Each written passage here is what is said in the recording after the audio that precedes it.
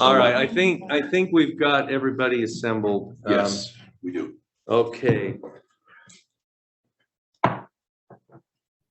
We'll call to order board meeting number 4-22 held at the Idaho Water Center with participants on Zoom. Welcome everyone. The first order of business is roll call. Jennifer. Mr. Barker. Here. Mr. Chase. Here. Ms. Cohanson. Here. Mr. Olmsted. Here. Mr. Stevenson. Here. Thank you. Mr. Vandermeulen. Here. Mr. Van Stone. Here. And Chairman Raybold. Here. Okay, thank you, Jennifer. Next item of business is executive session. Joanne, do you have a motion for us? I do. Mr. Chairman, motion to resolve into executive session pursuant to Idaho Code Section 742061 subsection F. I request that the board resolve into executive session to communicate with legal counsel regarding legal ramifications and legal options for pending litigation or controversies not yet being litigated but evidently likely to be litigated. I request that a roll call vote be taken and that the secretary record the vote in the minutes of the meeting. I have a motion. Is there a second? I'll second. It's been moved and seconded. Let's have a roll call on this vote, please. Mr. Barker. Aye. Mr. Chase. Aye. Ms. Cohanson. Aye. Aye. Mr. Olmsted. Mr. Olmsted. Aye. Somebody needs to turn off their laptop.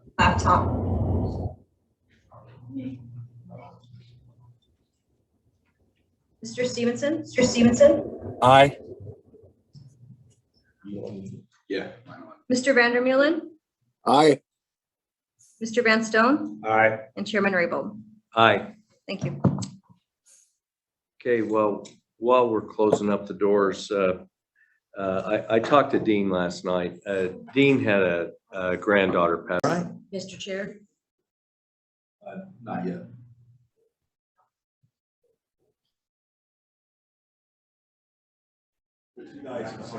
When you are ready, Mr. Chairman. Make sure Jennifer's ready. Okay.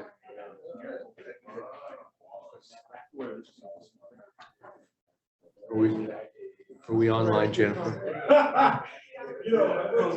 Okay.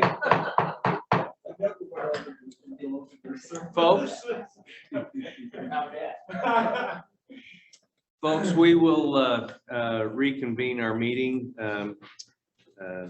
after our executive session, which we adjourned and took a break.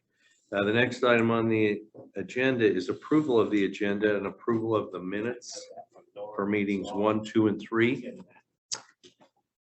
Mr. Chair, I move that we approve the minutes and the agendas for meetings 1, 2, and 3. Okay, is there a second? Second. Any discussion? All in favor, say aye. Aye. Aye. Any opposed? Motion carries. Next item is public comment.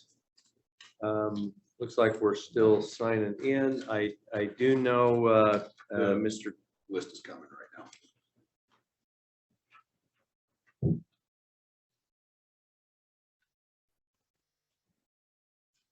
Okay, Douglas Jones, from Idaho Water Engineering.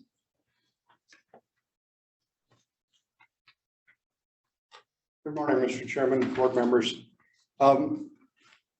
I wanted to give you a little update on Lost Valley Reservoir. We're not officially on the agenda, but this seemed like the time slot that fit to do that. Lost Valley had their annual board meeting about 10 days ago in Cambridge. And they did 2 or 3 things of significance at that board meeting that I think are steps forward for them and for discussions with you folks about future financing for them. They unanimously passed a resolution supporting the replacement and raise of Lost Valley Reservoir Dam, unanimous at their annual meeting. They voted to double their assessment and set aside all of the increase into a fund for the raise replacement project. So now I would admit their assessment's fairly low, but they did double it. So that was a big step forward. They voted unanimously to retain their board of directors. And that's good because the three guys that are on that board now have been there quite a while. They're very knowledgeable. They know the project. They know what needs to happen. And they recently discovered that the Idaho Farm Bureau has a state policy in support of raising Lost Valley Reservoir in their state policy book, put in there at their Farm Bureau annual meeting last fall sometime. So one more piece to say that there's good support. In addition, we had a discussion, we made a presentation, Idaho Water Engineering did, on where we were. And we've helped them establish a separate bank account for the RAISE project. We have developed a list over since last fall and through a variety of means of current stockholders who are interested in additional water when and if the reservoir gets raised and it becomes available. And following the meeting, not a part of the meeting, but in a casual conversation following the meeting, the Weiser Irrigation District, who was present at the meeting, indicated to the board chair that they would be interested in all of the water that wasn't spoken for by the existing stockholders who get the first opportunity for new water. So again, there's interest in new water in that area. As this group knows well, because you helped fund the study we did a couple of years ago on the threatened North Idaho ground squirrels, we have that piece in hand also, as well as letters of recommendation or support from both counties, Washington and Adams County commissioners of the local economic development organization as well. So where does that bring us? We met informally with several of you last fall and talked about where we were with Lost Valley prior to this board meeting. And the discussion was that the Lost Valley project probably needed to go through the procedural steps here of having a storage committee meeting, the recommendation from the storage committee, yay, nay, whatever, to the full board. To this point, we've not had that storage committee meeting, and I recognize the confusion, maybe not confusion, but the uncertainty of what would be in the budget coming out of the legislature and what the new ARPA money would do and how that would impact other projects that you might be considering. Legislature, thank heavens, has gone home yesterday afternoon, early for all of us who work around that place. But anyhow, so your budget is set. We think that this project fits all the criteria except the hydropower piece in section 7 of your budget, which is really just a restatement of existing code 421760 that was already in place. So we think we meet those criteria. What we need next, we need a storage committee meeting recommendation to the board one way or the other. What we're asking for is $400,000 in matching money to get started on our EIS and update our engineering study. We had it informally updated about a year ago, but we need to do that formally. And part of the challenge with the EIS, we have to pay for it, we get to do it. But because this involves a lot of Forest Service land, we've got to deal with the U.S. Forest Service. They are not always easy to deal with. We're on our 3rd district ranger since I got involved with this project. And they have what they call a standard form 299 for any Forest Service project anywhere in the country. We've filled that out, sent it in. They sent back comments about these are the things we need in addition to what you already sent us. Part of that is the EIS. But But because it is on Forest Service land, part of their requirement is they look over our shoulder all the way through that. And as this group knows well, you can't do anything with federal agency until you put money down up front to pay for their time. So we need the $400,000 to get started, be able to say to the Forest Service, yeah, we got money. Let's get started on the EIS. And they have been, they will argue, well, we're short staffed. We got to get this in our schedule and whatnot. And that's why we need to get started on it as soon as possible. Maybe less for our own as to deal with the Forest Service and their requirements. So that's where we are. We'd like to have a meeting to get started on this through the storage committee and a recommendation to the board, and maybe even a special board meeting or Zoom meeting to approve it if, assuming the storage committee recommends in favor. And let me see what else I haven't covered here. Oh, one of your own internal planning documents, the Idaho Water Resource Board priority water projects provide basin-wide, regional, statewide benefits. Lost Valley is listed in the tier 3 of that. And we think we'd like to have it raised higher, but the other thing we'd like to correct in that is you have a price tag of 50 million in there for this project. We think our best current estimates, given construction costs and whatnot, is probably around 15 million for this project. We do not expect you to pay for it. We would anticipate coming to you and borrowing money through the loan pool, the rental pool. So we'll borrow the money from you, but we will repay it. We don't expect you to pay for the project. And that then brings us to the point of who gets the water. At one point, the board indicated that they would like to have some of that storage space. Given the current stockholder list that we have who's interested, Weiser Irrigation's comments that they would like additional water.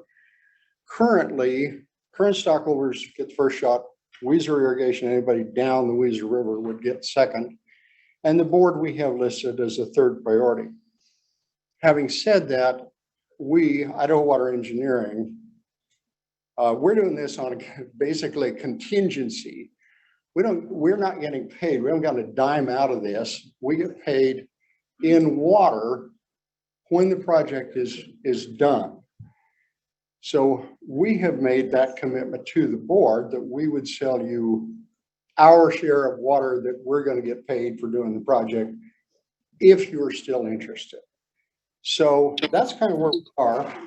And our request would be for a storage committee meeting, recommendation, yay or nay, out of that group to the board.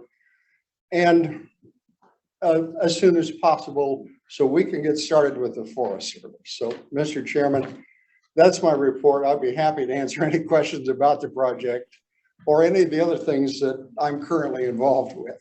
So, Any questions for Doug? Brian? Mr. Chairman, Doug, so you've got an estimate that the EIS will cost $400,000? well, Or that's... Mr. Chairman, Brian, we need to do two things for the Forest Service: the EIS and an updated engineering study. And the combined cost actually is estimated at 800. 400 would be a 50% match to get that process started. So that's what you're asking for initially, is a $400,000 from the board to match stockholders, 400,000. Right, to match to get the engineering and the EIS going. Go ahead, Mr. Chairman, and so of the possible 20,000 acre feet, do you have interest at this point for 20,000 acre feet from downstream users? Mr. Chairman, Brian, not a hard number on that. What we have is a list of current stockholders who've indicated they're interested in acquiring more water.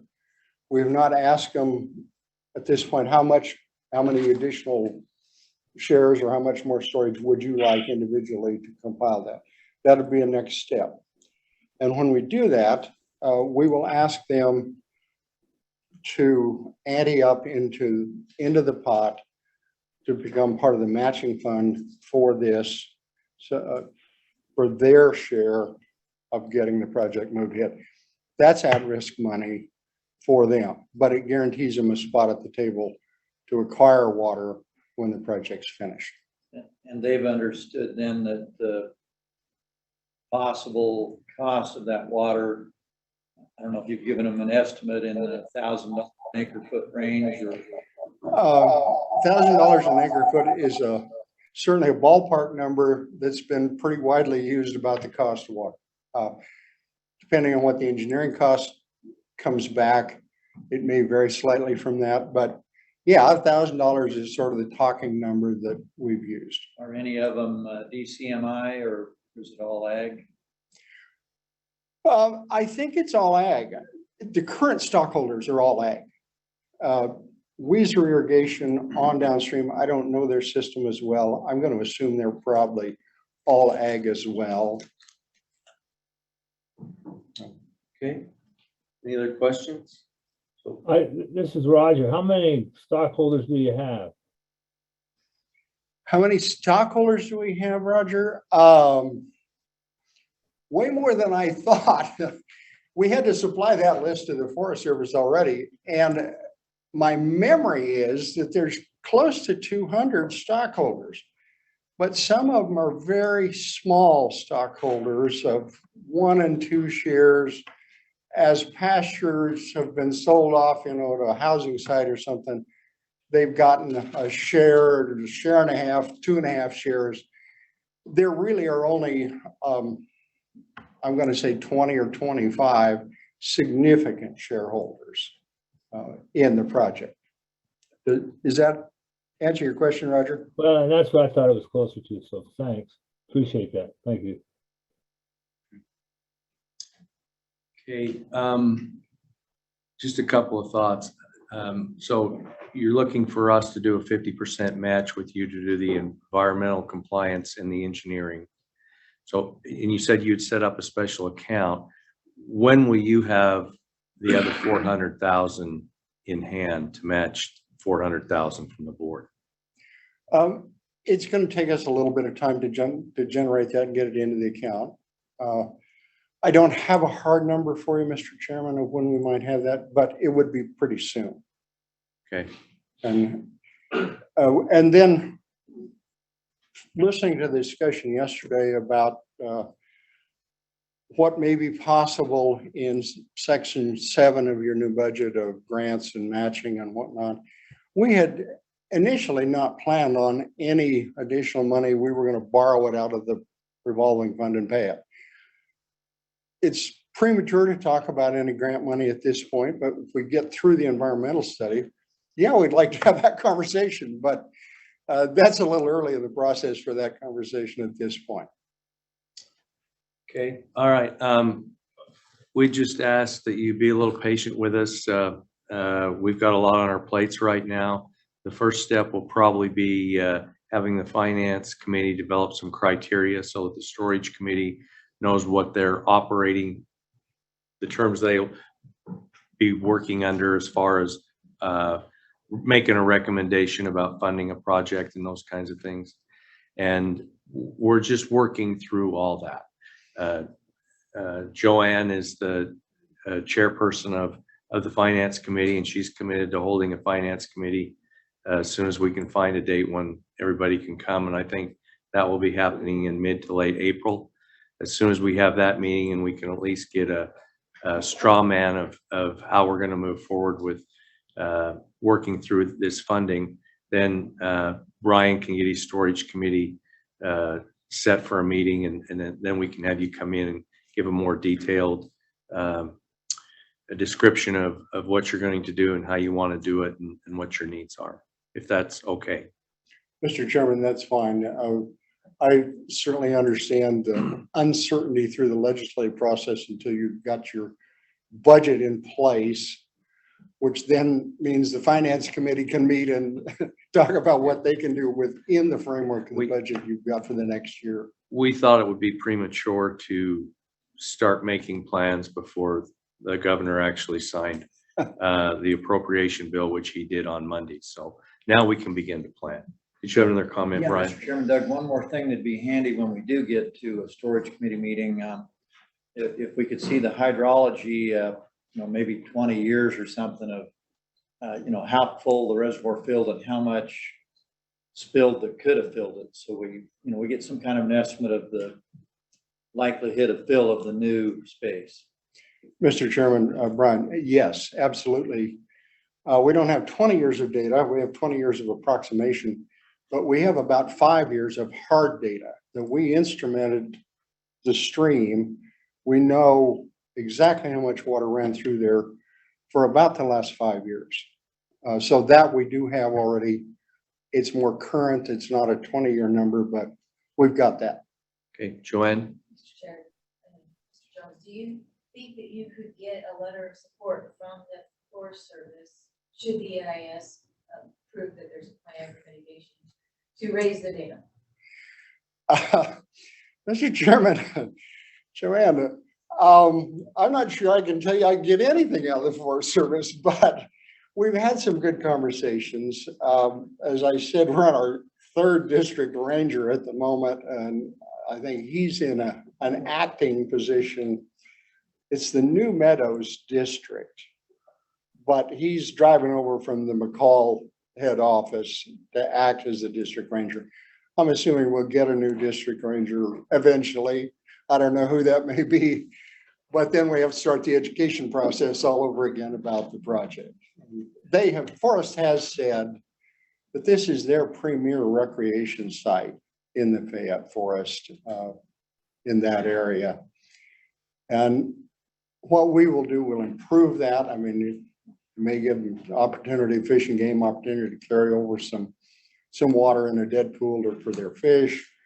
It'll deepen the reservoir, enlarge it slightly for boating, canoeing, other kinds of recreation,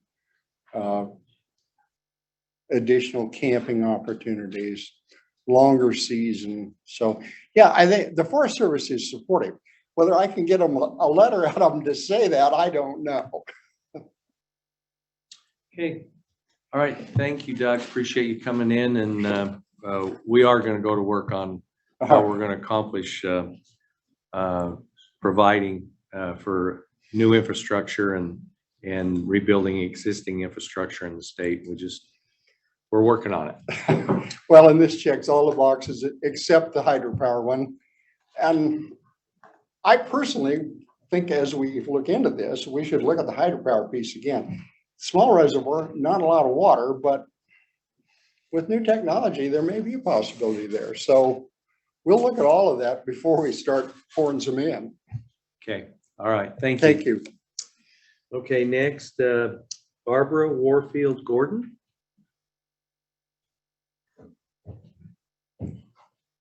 So I missed the annual board meeting for the Lost Valley Reservoir. I received notice about it about a week before it was to occur, and I had other plans. I received notice at our Middle Valley Ditch meeting.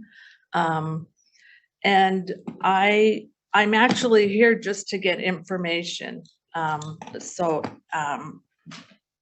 The gentleman did answer a lot of that, a lot of the questions I had, but if you'll just bear with me, I'll go through and ask some of those questions. And some of the questions I'm hearing from fellow shareholders. But I'm only speaking for myself. At our meeting, the annual meeting for our shareholders, we voted that that one person could not give an opinion, that we would come back and get a consensus on, and then have a vote of the shareholders on what our feelings were on this project. But we all have a lot of questions. Mainly it comes down to needing more information, and we've got general information, but not specific. So we don't know how it's going to increase our cost per share of the water that we receive now. And we don't know what we're actually going to get. It's all like, we don't know how the rental pool will work. And some of that has been answered, but is it a statute of the priorities of who gets to have access to that excess water storage? Will it all stay in the Weiser River Basin? Some of the other questions I've heard is that, will the current shareholders have to pay for the administrative fees for the rental pool? I'm sure there's costs involved in that. And then how is the Idaho Water Engineering being paid for the firm's contribution for all of their efforts for the committee work that they've done on this? We've heard that they would receive 4,000 acre feet of water for this, and then would they be paid annually at that rate? You're saying the rental cost is $1,000 per acre foot. So those are some of the questions that have come up. Let me just go through. There's a few more here. So and then for the current shareholders that do want to increase their shares and have access to this excess storage, would it be a yearly rental? Would it be a permanent lease? And then years ago, when this all started, I think it was in place to use grants, and it was a $3 million cost to repair the dam, not to enlarge it, but to repair it. And so is there a cost comparison now of what if we were just to repair it versus enlarge it? And then finally, our bottom line is, as a shareholder in a ditch corporation, is that we've been given a vague presentation of the project, but no real specifics. Would be more helpful to have specifics. And I kind of am hearing that now. I understand that it's complicated process, and but I would think there's some statutes that we could rely on that we would know that if this goes through, this is the process, and if we have something in writing. So it's hard for us as small, or even if you're one of the 20 to 25 water users, to know how it's going to affect our bottom line. So I thank you for your patience. And You're fine. And a lot of those questions you have are questions that I think this board has, that I think we would probably utilize our storage committee to drill down with the proponents of the project and get answers to those questions. A lot of the things you're talking about, I think, need to be addressed to the Lost Valley Reservoir Company Board of Directors. That's things that they need to answer to their shareholders. At this point in time, the Water Board has made no commitments to move forward with the project. I don't think we know enough about it to make an educated decision on how we should proceed. Mr. Jones has indicated that they would like to get moving on doing some of the environmental work and reassess the engineering so they can figure out what the costs are going to be. That's one of the things that needs to happen, so they can answer a lot of your questions about how much the space will cost. And I think, if I understand Mr. Jones correctly, they're talking about, for example, if it costs $1,000 an acre foot for the additional space, that those who wanted that additional space would be take on the obligation of repaying that $1,000 for every acre foot of additional space that they determined they wanted to purchase. And then you would have to pay the O&M to maintain the facility and have the water out of that space delivered to you. And you mentioned a rental pool. I don't believe there is a rental pool on the Weiser River. If there were to be a local rental pool, that would have to be set up with a local advisory committee, and it would have to be approved by this board. But that's a long way off before we even start thinking about those kind of things. But we have a lot of the same questions you do. I think there's a lot more information that needs to be presented, at least to this board, before we can talk about putting forth some funding. It sounds like maybe the Lost Valley Reservoir Company needs to do a little bit more interacting with their shareholders and get all their shareholders up to speed, so that when they come and present to us, we can rely that they've reached some sort of consensus with their shareholders about how they want to move forward. Okay. So how is the best way to keep track of this for the little guy, the little gal? Well, Is it through and any questions that we have, is it through the finance committee? well, Is it- I think you've got to work this through Lost Valley Reservoir Company. Okay, all right. You've got to contact that board of directors, and you've got to indicate to them that you have a desire to be informed. Okay, If many small shareholders probably equal at least 2 or 3 of the big shareholders, and they've got to make sure that everyone that's a part of their group is on at least aware of what's going on, and then there may have to be a vote of the stockholders to determine how they want to proceed, or if they want to proceed with an expansion or just repair the existing facility. Those are all things that it sounds like there needs to be a little bit more work done within the reservoir organization before the water board considers how we might be a vehicle to provide funding for the improvements. okay, all righty. Okay, Thank you for your time. you're more than welcome. Okay, that's all I have listed. Oh, Norm, you didn't check the box. You'll have to come back next time. What? The paper got swooped away from me so fast, I wasn't able to check the box. I got my name down. I see. So, Mr. Semenko. Mr. Chairman, Norm Semenko with Parsons, Bailey and Latimer. I just wanted to take this opportunity to thank all of you for your support on the work that Clive and I, and obviously the department and others, were able to do on the Lemhi agreement. As I'm sure you're going to hear in your update from Mr. Baxter later, the legislation was approved. It was signed by the governor this past Monday. And so Clive and I have started talking about what's next in terms of implementation. Obviously, be working with the department on preparing the notice to send to the water users that they'll have the opportunity to file for those stream flow enhancement water rights later this year.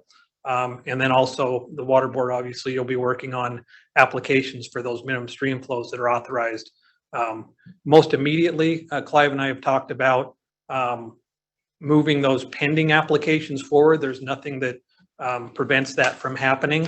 And on the good news side, when the bill was on the House floor, which Representative Moon carried that and got it passed unanimously in the House, Senator Burtonshaw sponsored in the Senate, and it was also passed unanimously there. But while it was pending on the House floor, or shortly after it passed, I received a call from Mr. Whitaker, and Mr. Whitaker is interested in participating, which will involve us helping move his application forward consistent with the terms of the agreement. So I think that's kind of the bow to tie around this thing that is very nice, and wanted to report that to you.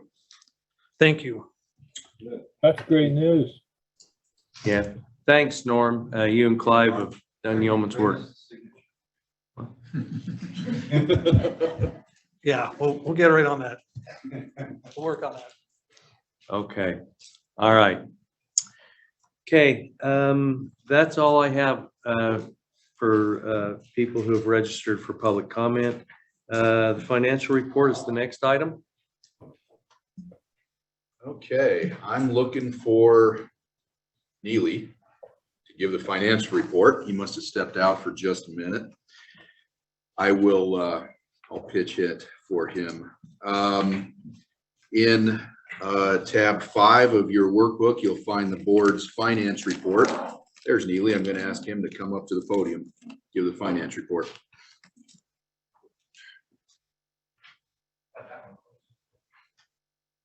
Almost had to dock your pay. Thanks, Mr. Patton. Good morning, Mr. Chairman, members of the board. Today, I'll be giving you an update on the financial status report. And again, this will focus on the board's 3 primary accounts. And these balances will be as of February 28th, 2022.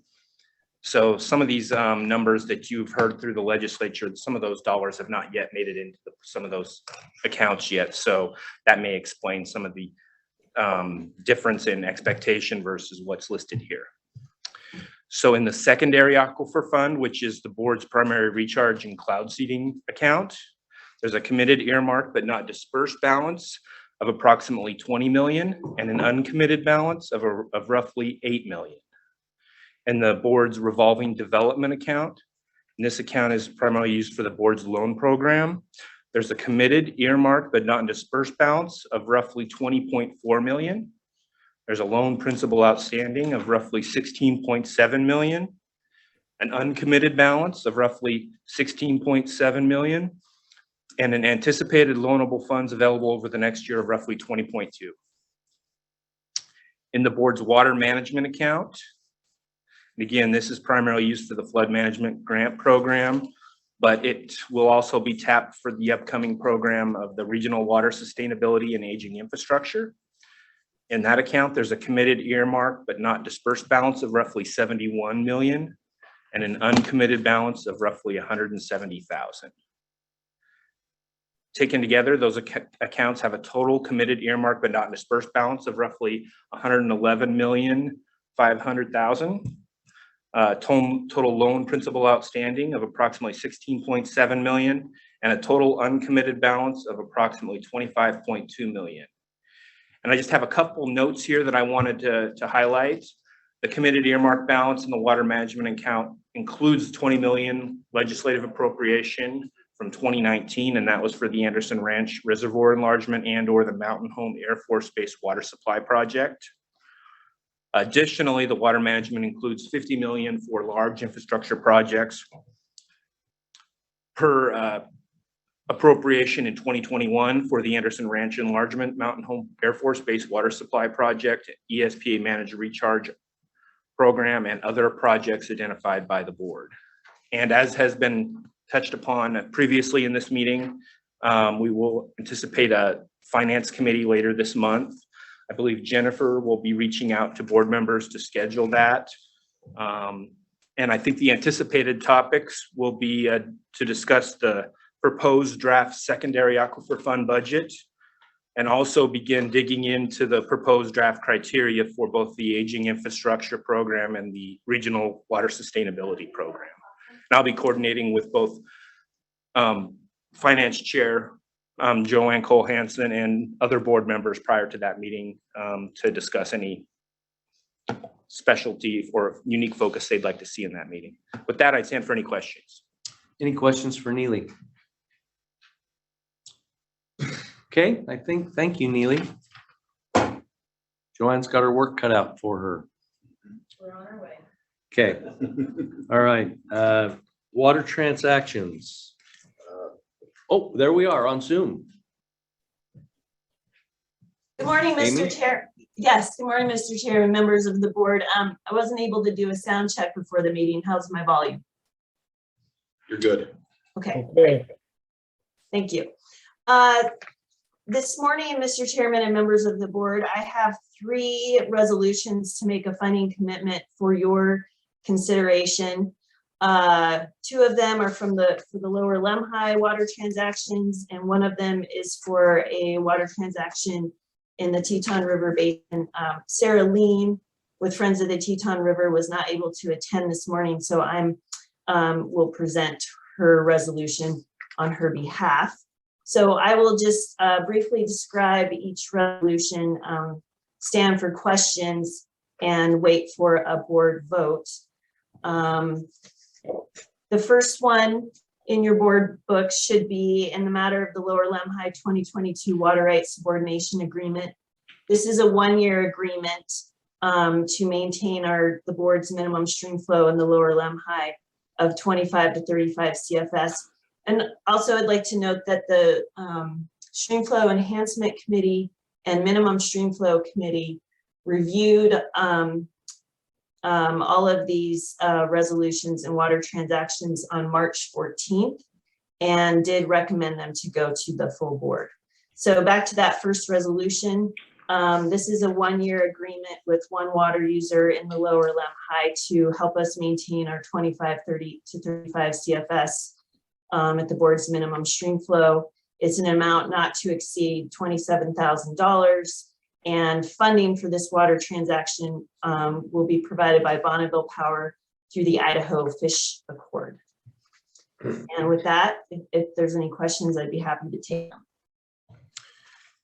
Any questions for Amy on this transaction? Okay, Mr. Chairman, I'll go ahead and move that we approve this transaction on the Lower Lemhi. It's a motion to approve the resolution. Is there a second? Mr. Chair, I second it. Okay, it's been moved and seconded. Is there any discussion on the motion? Okay, call for a roll call vote. Mr. Barker, Aye. Mr. Chase, Aye. Ms. Cohanson, Aye. Mr. Olmsted, Aye. Mr. Stevenson, Aye. Mr. Vandermeulen,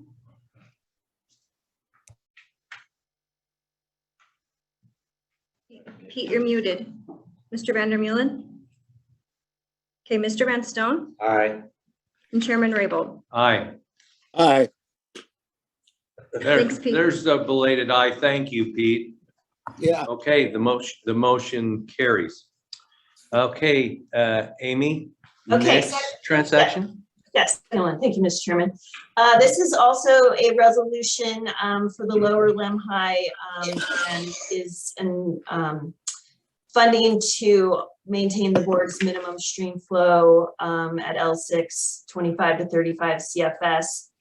This resolution, the hope is that we can take any unspent funds from our Idaho Fish Accord agreement, which expires in 2022, and put that money into basically a drought contingency fund that can be used during the irrigation season if we need to enter into additional agreements like we did in 2021, given the drought conditions in 2021, and given the fact that it appears as if drought conditions will persist into 2022. We'd like to have a drought contingency fund and a standing resolution so we can quickly get into additional subordination agreements if we need to. At this point, there is really no exact funding associated with this resolution because it will really be contingent on when we need it and what kind of funds we can obtain through the Fish Accord. So with that, I will stand for any questions. Any questions for Amy on this transaction? Mr. Chairman. Al? Amy, is this suggesting that when you do these additional subordination agreements this year, you won't bring them individually to the board, that you'll just go to the chairman and ask him to approve it? Is that the idea? Mr. Chairman, Mr. Barker, yeah, that's essentially this resolution allows me to quickly get into those additional agreements if we have the funding through the Idaho Fish Accord, and as opposed to waiting to get in front of a committee and the full board to get this resolution. So this will already be in place. And as long as we have the funding through the Idaho Fish Accord, then we will be able to enter into those additional contracts. Because what happened last year, we didn't really know we needed these agreements until pretty last minute. It just really depends on natural flow conditions. And so it just allows us to adaptively manage the program and move quickly in order to secure more water to maintain the minimum stream flow. Brian. Mr. Chairman, Amy, are these new agreements at the same price as all the other agreements that you've negotiated or set a set price? Yes, Mr. Chairman, Mr. Olmsted, exactly. We pay out these annual agreements at $90 per CFS per day. And so that will be the same price for those additional agreements. And these will only occur so all of the agreements that we already have in place, which I believe we have 17 total agreements in place between our permanent agreements and our annual agreements, those all max out at 100 days contract maximum. And last year we needed days beyond 100 because the natural flows were just so low. So if we can find willing participants, willing water users, we will contract with them beyond that 100-day max if needed. Okay. Any other questions? Is there a motion to adopt the resolution? So moved. Mr. Chairman, I'll move that we approve this resolution on the Laurel MI that was presented by Amy. Okay. I'll second. Been moved and seconded. Is there any discussion? Okay, Jennifer, could we have a roll call, please? Mr. Barker, Aye. Mr. Chase, Aye. Ms. Cole Hansen, Aye. Mr. Olmsted, Aye. Mr. Stevenson, Aye. Mr. Vandermeulen, Aye. Mr. Van Stone, Aye. and Chairman Rabel. Aye. Motion carries. Okay, one more. One more, Mr. Chairman, thank you. I'm presenting this resolution on behalf of Sarah Lean with Friends of the Teton River. She was not able to attend today. This water transaction is on Canyon Creek, which is tributary to the Teton River. Like I said, this was reviewed by the Streamflow Enhancement and Minimum Streamflow Committee on March 14th and recommended to move to this meeting for your consideration. This is a water transaction to increase flows in Canyon Creek. It's an extension of basically a 2-year pilot that was done in 2020 and 2021 on Canyon Creek. It is a 3-year water transaction. Funding for this transaction has already been approved by the Columbia Basin Water Transaction Program for $285,000. And again, this is a 3-year agreement with water users on Canyon Creek. And if you have any questions, I will do my best to try to answer them. Any questions for Amy on this transaction? Mr. Chairman, not so much for Amy, but for those members of the board who live up in this area. Is this a good deal? For those of us who live in this area, representing those, yes, this is a good deal. This is a more efficient delivery of the water to the irrigated lands. It should connect Canyon Creek to the main stem of the Teton River on a much more regular basis than currently occurs when the canal diverts the water out of the creek. I don't think it's about 6 miles from the mouth of the creek. So yeah, this is a good deal. The water users have applied for it, and I think they have funding through NRCS to expand this pipeline that they're utilizing on a temporary basis, so this can become a permanent project. And I think that everyone is happy. I think the water users are happy with this program. I think it's going to be good for the fishery. So yeah, it's a good long-term program, and this is an intermediate step to making that program permanent. Chairman, I would move that we adopt the resolution presented with by Amy. Okay, is there a second? I second the motion. It's been moved and seconded. Is there any discussion? Okay, Jennifer, let's have a roll call vote, please. Mr. Barker, Aye. Mr. Chase, Aye. Ms. Cole Hansen, Aye. Mr. Olmsted, Aye. Mr. Stevenson, Aye. Mr. Vandermeulen, Aye. Mr. Van Stone, Aye. and Chairman Rabel. Aye. Okay, motion carries. On to the next topic. Yep, I think we're on to Priest Lake Water Management Project. Neely will give us that update, and then you have a resolution to consider.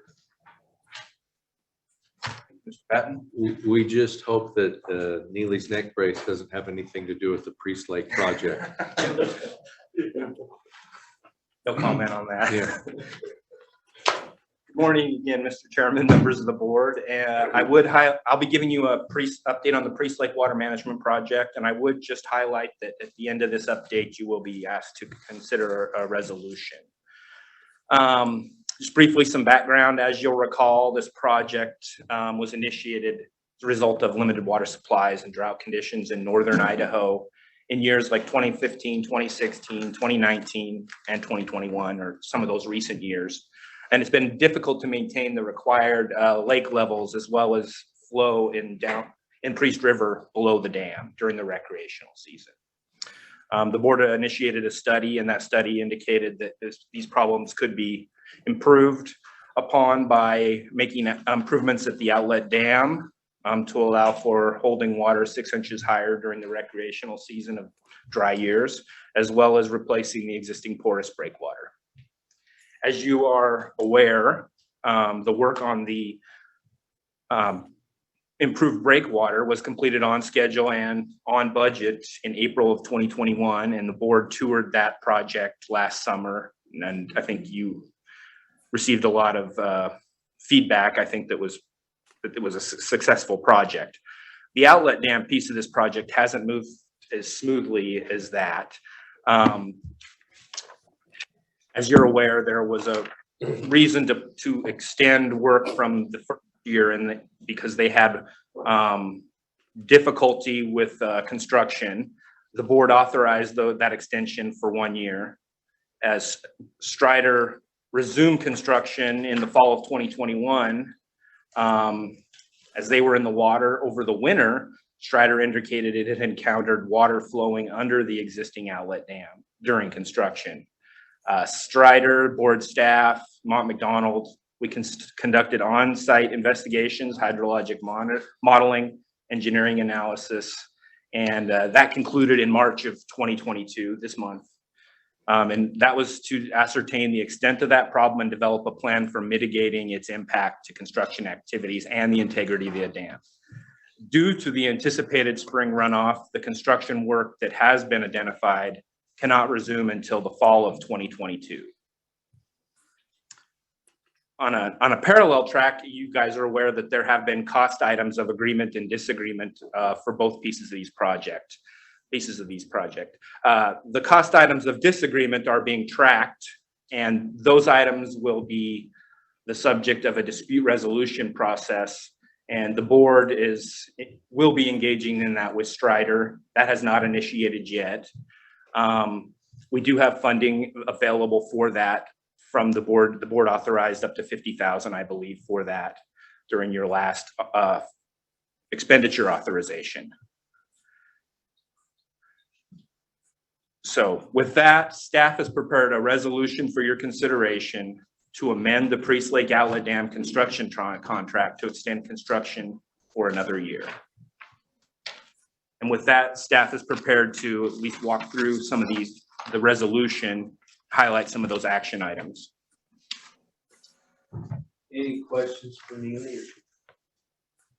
Turn my mic off. Any questions for Neely, or can we let's go through the resolution. I do have a couple of questions. I need a clarification on line 48 of the second page of the resolution when you get to that, Neely. Great.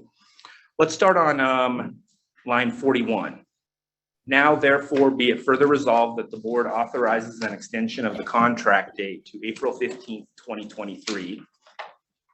Then down to line 44. Now, therefore, be it further resolved that the board authorizes the chairman or his designee to negotiate terms of the contract date extension, but that does not authorize the chairman or his designee to agree to any changes in contract price, without further resolution of the board. So this would be a time extension, not a cost extension.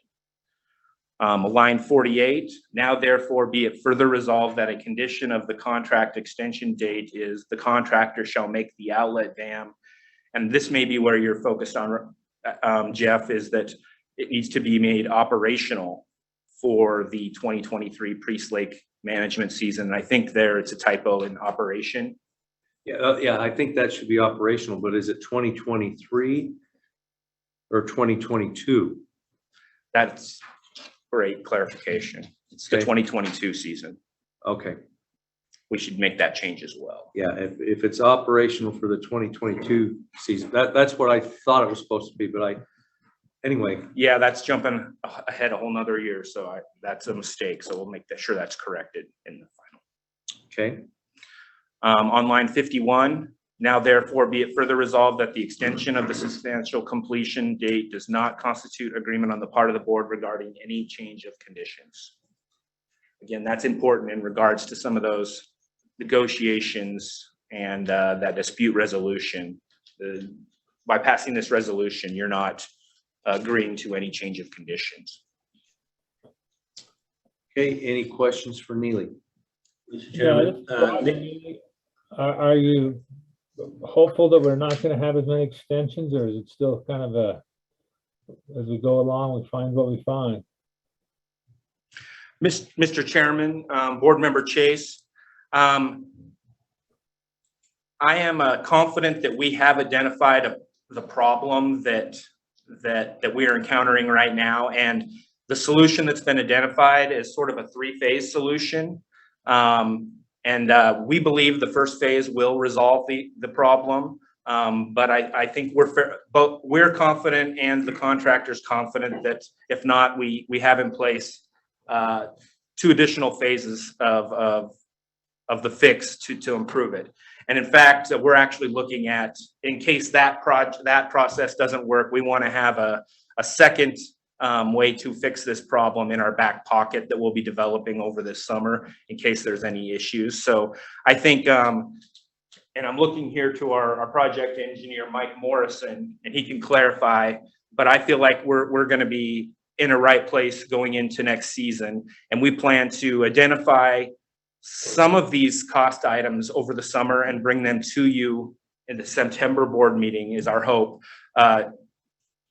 for next season. So because we've really only got about $85,000 in budget that we're kind of coasting on. So as we start to process invoices next year, we'll need to have additional funding because certainly the mobilization will cost some additional funding. And then some of these other things will shake out through that dispute resolution process. But we hope to have the costs for next season identified and bring those to you before construction begins next season in September. Follow up if I may. Yes. And your engineering firm is confident that they are in a better position on knowing what we can expect? Mr. Chairman, Mr. Chase, I think our engineering firm is confident that we are headed in the right direction. There's just encountering some problems that we were not anticipating. But I think we have identified this. We're working on a fix, and I think we're confident that the third season will get this work done. And the last question I have, any estimate on how much we got done? 50%, 60%, 70% on the project? Mr. Chairman, Mr. Chase, we have completed the pouring the apron on one side of the dam. Yeah. We will also complete we hope to complete the gate improvements this season. So next season, the primary work that will be remaining will be completing the apron on the other side of the dam. And the work we're doing now and the fix that we've identified will allow us to move forward with completing that without undermining it immediately after. So essentially, it'll allow us to do that in a way where we're confident it'll take. Thank you. Okay, I think Dale had a question and then Brian. Question, Neely, November 1st now is the start of the new construction season for them. Yeah, I want that date should be put into the resolution. The lake will be dropped to a winter level by November 1st. So there'll be a start date, but theoretically it would be November 1st if it works out that way for them. That is correct, Mr. Chairman, Mr. Van Stone. That's something that could be added. We hadn't added that when we extended it last year. That's why I didn't do it this time. But you're correct. They can begin construction mobilizing on October 1, and then they can get in the water on November 1. So I think we'd anticipate them getting in the water on November 1 with ready to go. Okay. I think it's up to the board members if they want to include that language. I'm not sure if it's necessary. If you look at the top of page 2, Dale, it says it's anticipated construction work cannot resume until the fall of 2022. If you want something more definite there, we would need to. Well, that's all right. I mean, it'll cover it. I would think with the deadline of the contract expiring, it will motivate the contractor to get in there and get going. I would hope so. Correct. And I'd add that the permits for the work from the Corps, those are, we've got another year on those. The permit we get through Stream Channel expires at the end of this year, but as soon as we get approval for this, we've already talked with the Stream Channel alteration, and that we should be able to get that extended fairly quickly without problem. Okay, Ryan, did you have a question? And yes, Mr. Chairman Neely, so currently then, half of the gates are operational and the other half is still cofferdammed off, and that's fine for the spring and summer? Yeah, they'll be able to operate the dam during the year and maintain the lake level as required by statute. The difference in not having the gates fully extended and the project completed is that it doesn't allow the board to hold it up to the full 3.6 inches in the event that that's needed. I think without that, we can only go to about 3.35, 3.4. But we've been able to limp through these past couple seasons. So I think that will be sufficient to maintain that lake level and be operational for this season. Okay, any other questions? Chairman? Yes. I got a motion that we go ahead and approve the agreement with the Priest Lake Dam construction season. Okay, I have a motion. Is there a second? Second. We do need to make those edits, so is your motion? With the edits, okay. Correct. Okay. All right, seconded by Roger. Probably a roll call is safe, yeah. Yeah, let's go ahead and do a roll call vote on this resolution as well. Mr. Barker, Aye. Mr. Chase, Aye. Ms. Cohanson, Aye. Mr. Olmsted, Aye. Mr. Stevenson, Aye. Mr. Vandermeulen, Aye. Mr. Van Stone, Aye. and Chairman Raybold. Aye. Okay, the motion carries. The resolution is adopted. All right. Okay. We are at Upper Snake rental pool procedures. We had a discussion on this one yesterday, Mr. Chairman.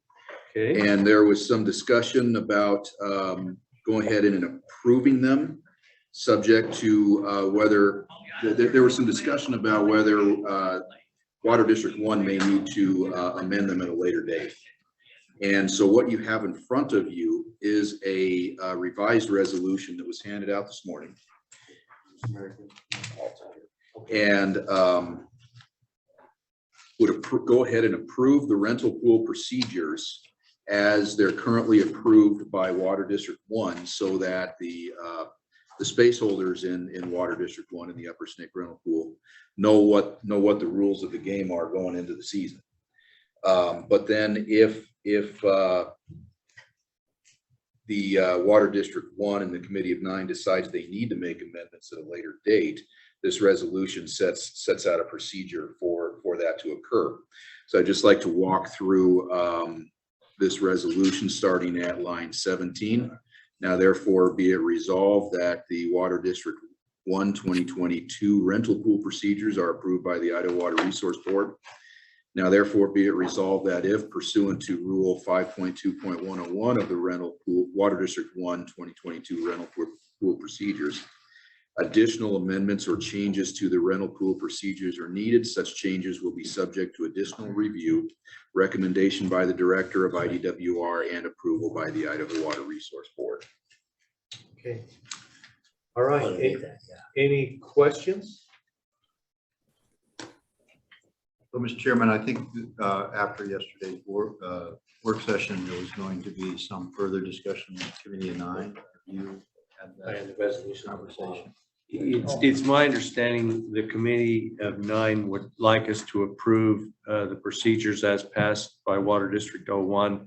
There is a specific provision, rule, and I think it's whatever it is, procedure 5.2.101 authorizes the Committee of 9 to go in and make some modifications to the procedures that necessary to attract everyone to participate in the rental pool. And so I think this satisfies that. I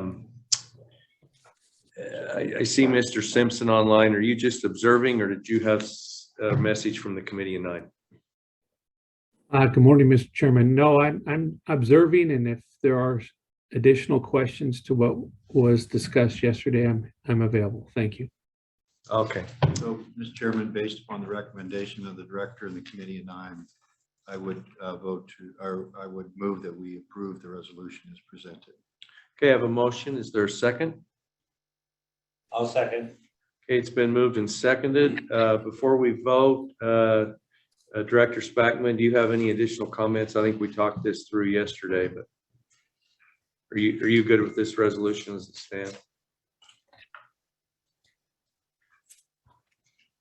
Well, Mr. Chairman, my statement yesterday was that, at least in my participation, I found the proposed procedures to be acceptable, and I'll just confirm that that's my position, just so that the board has that affirmation to support the resolution. Thank you. Thank you, Mr. Spackman. Okay, if there are no other questions or discussion, we'll proceed to vote. All those in favor say aye. Aye. Aye. Any opposed? Motion carries. Okay. Okay, moving on. We are at item number 9, Treasure Valley drain monitoring. Sean Vincent will present this topic, and he also has a resolution for your consideration. Morning, Mr. Chairman, members of the board. Yeah, I have a couple of funding resolutions for you this morning, actually. First, if you'll look behind tab 9 in your board book, you'll see a resolution for consideration to provide funding to the U.S. Geological Survey in order to have them continue the operation and maintenance of 13 agricultural drain monitoring stations in the lower Treasure Valley. As described during my presentation to the Aquifer Stabilization Committee on February 11, aquifer discharge into agricultural drains is the single largest outflow term in the water budget for the Treasure Valley aquifer system, and the drain flow monitoring data will be needed for recalibration of the Treasure Valley model at some point in the future. I should probably mention at this point that the committee recommended that I bring this resolution to the full board, and the money for this activity was included as a line item in the FY22 budget. So this resolution is to authorize expenditure of previously earmarked funds. And as described on line 18 of the resolution, the funding amount is $125,000, and the money is being held in the secondary aquifer planning, management, and implementation fund. And with that, I'm happy to answer any questions. Mr. Chairman. Mr. Barker. The history of what's happened to the drains in the Treasure Valley is really a significant decline over time. Those drains supply water to the downstream users, or historically have.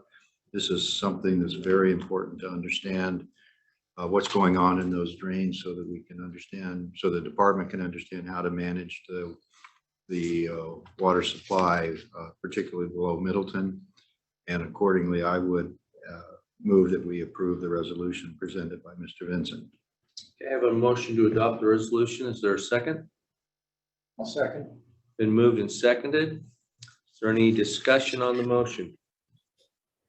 Just one Brian. quick question. Did you say 10 drains or 13?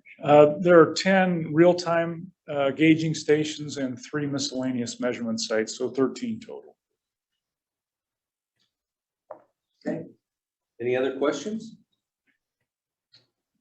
Okay, we'll proceed to vote on the motion. Jennifer, roll call. Mr. Barker, Aye.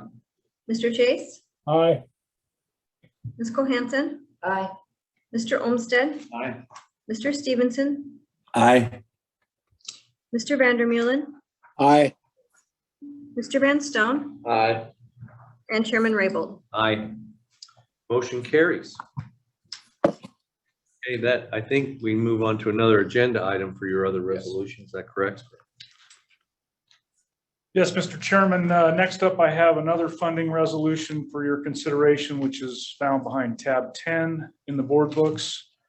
The requested funding would be used to have the U.S. Geological Survey develop a transient numerical model of the Big Lost River Valley aquifer system, which, as you're aware, has experienced long-term water level declines with coincident impacts on hydraulically connected surface water sources, primarily the Big Lost River. As described in my presentation to the Aquifer Stabilization Committee in February, the model will incorporate findings of recently completed collaborative studies to characterize the water resources of the valley by the U.S. Geological Survey, the Idaho Geological Survey, and the department. With input from department modeling staff, the USGS developed a scope of work and cost estimate for model development. As detailed in their proposal, the model domain will extend both above and below Mackey Reservoir, and the scope of work includes applying the model to one or more water use scenarios. If you'll look at line 42 of the resolution, the USGS estimates that the modeling project will take approximately 3 years to complete, and the cost to the state is $480,000.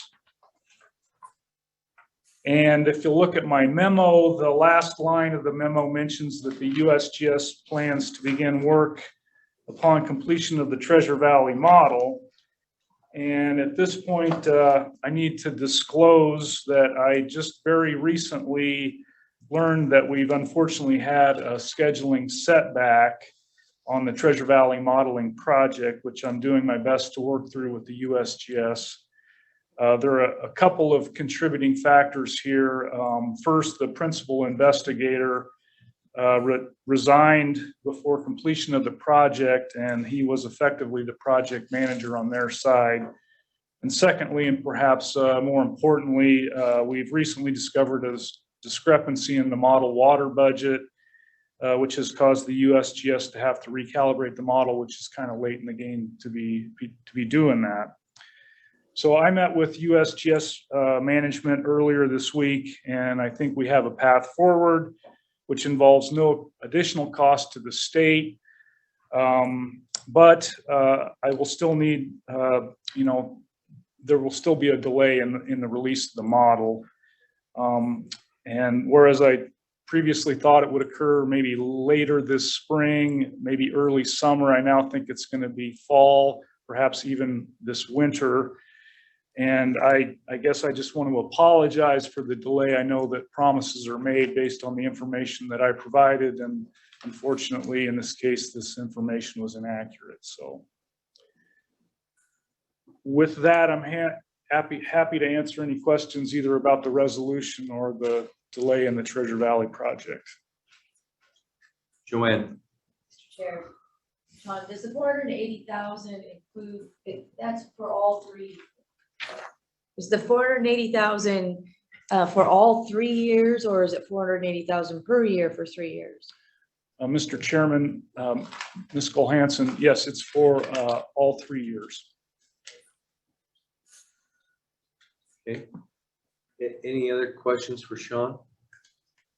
So I'm assuming if it's going to take an extended period of time to complete the Treasure Valley model, the plan will still be to wrap up the Treasure Valley model and then move on to this modeling effort after that's complete. Mr. Chairman, good question. And I discussed that with USGS management yesterday, and I think we might be able to get started a little bit before rollout of the model, as in there may be some of the folks that are working on the final documentation that are different from the modelers. And so I think perhaps we can get started a little bit earlier, but it's going to result in a delay. Okay, any other questions?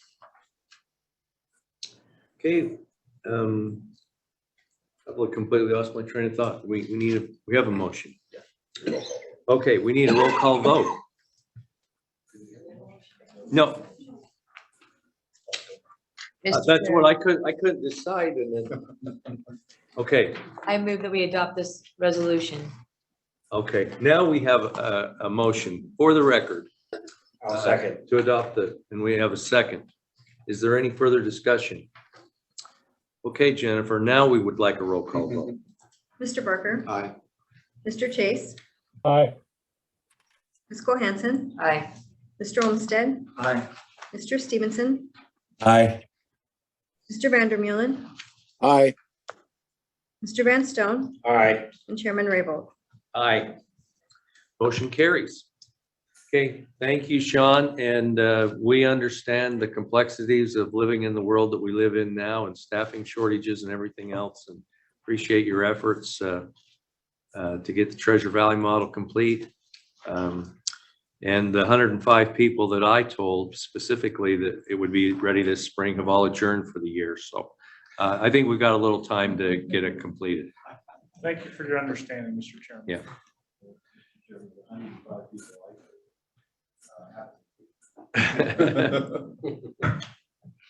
Okay. Rock chalk. All right. Thank you. I might suggest a break before the next item. Okay. All right. Let's take a 5-minute break.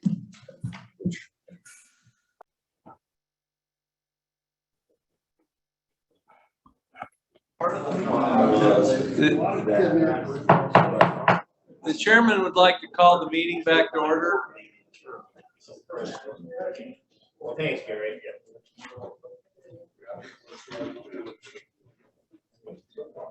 Try and accommodate some of the board's travel schedule for the remainder of the day. Did you get my days now? Okay, Jennifer, are we back online? Okay. All right, Mr. Patton, next item of business, Basin 37 settlement. Yes, sir, Mr. Chairman. We are at Basin 37 settlement, conservation, infrastructure, and efficiency fund petition.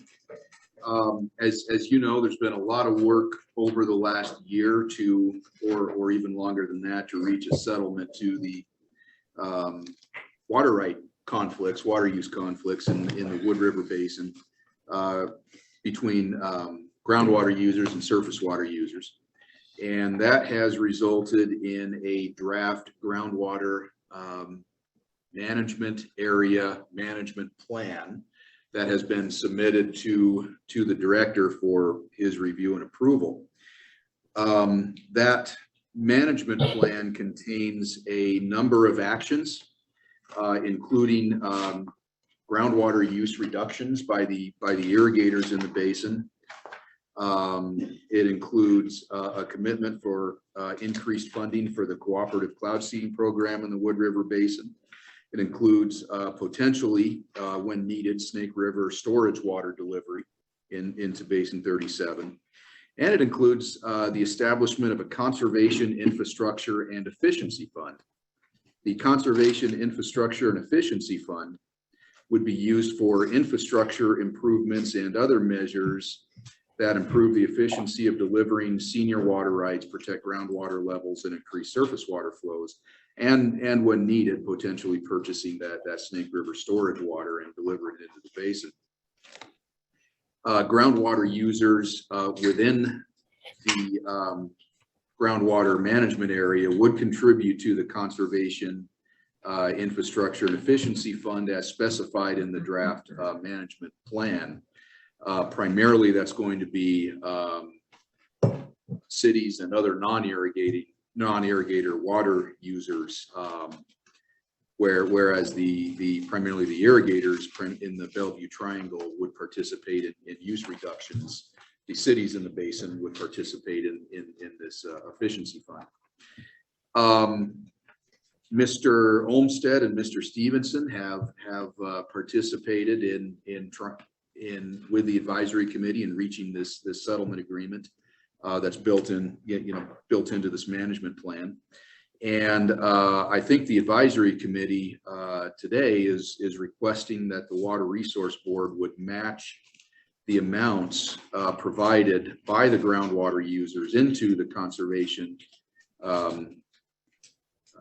infrastructure and efficiency fund on a dollar-for-dollar basis up to a maximum of $200,000 annually. And this would be for a 3-year period, at which point the management plan would be reevaluated at that point.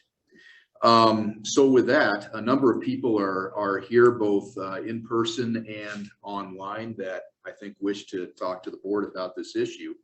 And my understanding is Carl Pendleton, chair of the Bigwood Canal Company, is probably up first, and Carl is on by Zoom.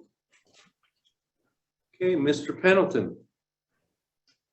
Thank you, Mr. Chairman and board members. Can you hear me? Yes, hear you well. Great, thank you.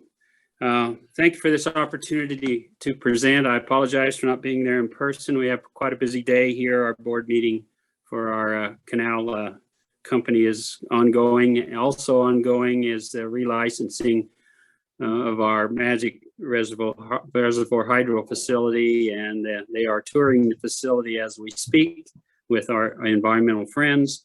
And at 2 o'clock this afternoon, we have a hearing, or at least a public information meeting. So it's necessary that I stay here. But to the project here at hand, you have been furnished with a request to allocate that up to $200,000 for match to the Conservation Infrastructure and Efficiency Fund. We'd like you to consider that, formalize that, but we also are asking for something that is a little off with that letter. And when we formed the fund, why we anticipated that indeed there would be funds enough there to carry out some conservation efficiency contracts with interested parties all through the basin. And in order to make the agreement work, we had to commit to purchasing water when needed to come across in the Milner-Gooding Canal to help supply the senior users below Shoshone, Idaho. Water was estimated to be at about $50 an acre foot for purchase, and today in actuality it's closer to $75 an acre foot. If we look at the anticipated income, and those contributing to the fund at this point would be the cities and commercial users in the Upper Valley, estimated to be about $95,000. Additionally, another or about $85,000, and additionally another $10,000 from the Camas 37B water users. So that would give us $95,000 with your match of 1-to-1, about $190,000. If we look at the water purchases that will potentially be needed this year to fill that portion, it's going to total somewhere close to $180,000, which will give us only $10,000 to apply for two assisting in some sort of conservation or efficiency improvements on all of the system. So I guess we're coming a little off of the agenda here and asking if it is a possibility that the Water Resources Board would allocate a 2-to-1 match rather than a 1-to-1 match, or consider enhancing that fund such that we would have some monies to get the CIEF board organized, to the table, and allocating, receiving applications and actually allocating funds for conservation. So not only are we here to ask you today in the form letter that you received, but we're asking you to possibly enhance that fund by an increased match. Now, as was indicated, there are 3 other gentlemen, I believe, in the audience. Pat McMahon from Galena Groundwater District, Pat Purdy representing Peekaboo Livestock, but also South Valley Groundwater District. Cooper Brossi is there, representing the senior water users on the Big and Littlewood River. And then, of course, I'm here to answer any questions from Bigwood Canal Company. So I will terminate, or at least end my comments for now, and stand for any questions. Okay, thank you, Mr. Pendleton. Is there any questions for Mr. Pendleton before we proceed to other comment from the water users that are, I suppose they're all here? Yes, the ones that he mentioned are here. Okay. Mr. Chairman, just one question, maybe for Carl too. This 200,000 is being laid out here, that's for the 3 years total? It wouldn't be 200,000 a year for 3 years. But, Mr. Chairman Dale, yeah, it'd be 200,000 or up to 200,000 per year for that 3-year term. it could be 600,000 then? Yes. Okay, it could be up to 600,000. So what you're asking for, Carl, is a 2-to-1 match instead of 1-to-1 on this arrangement here?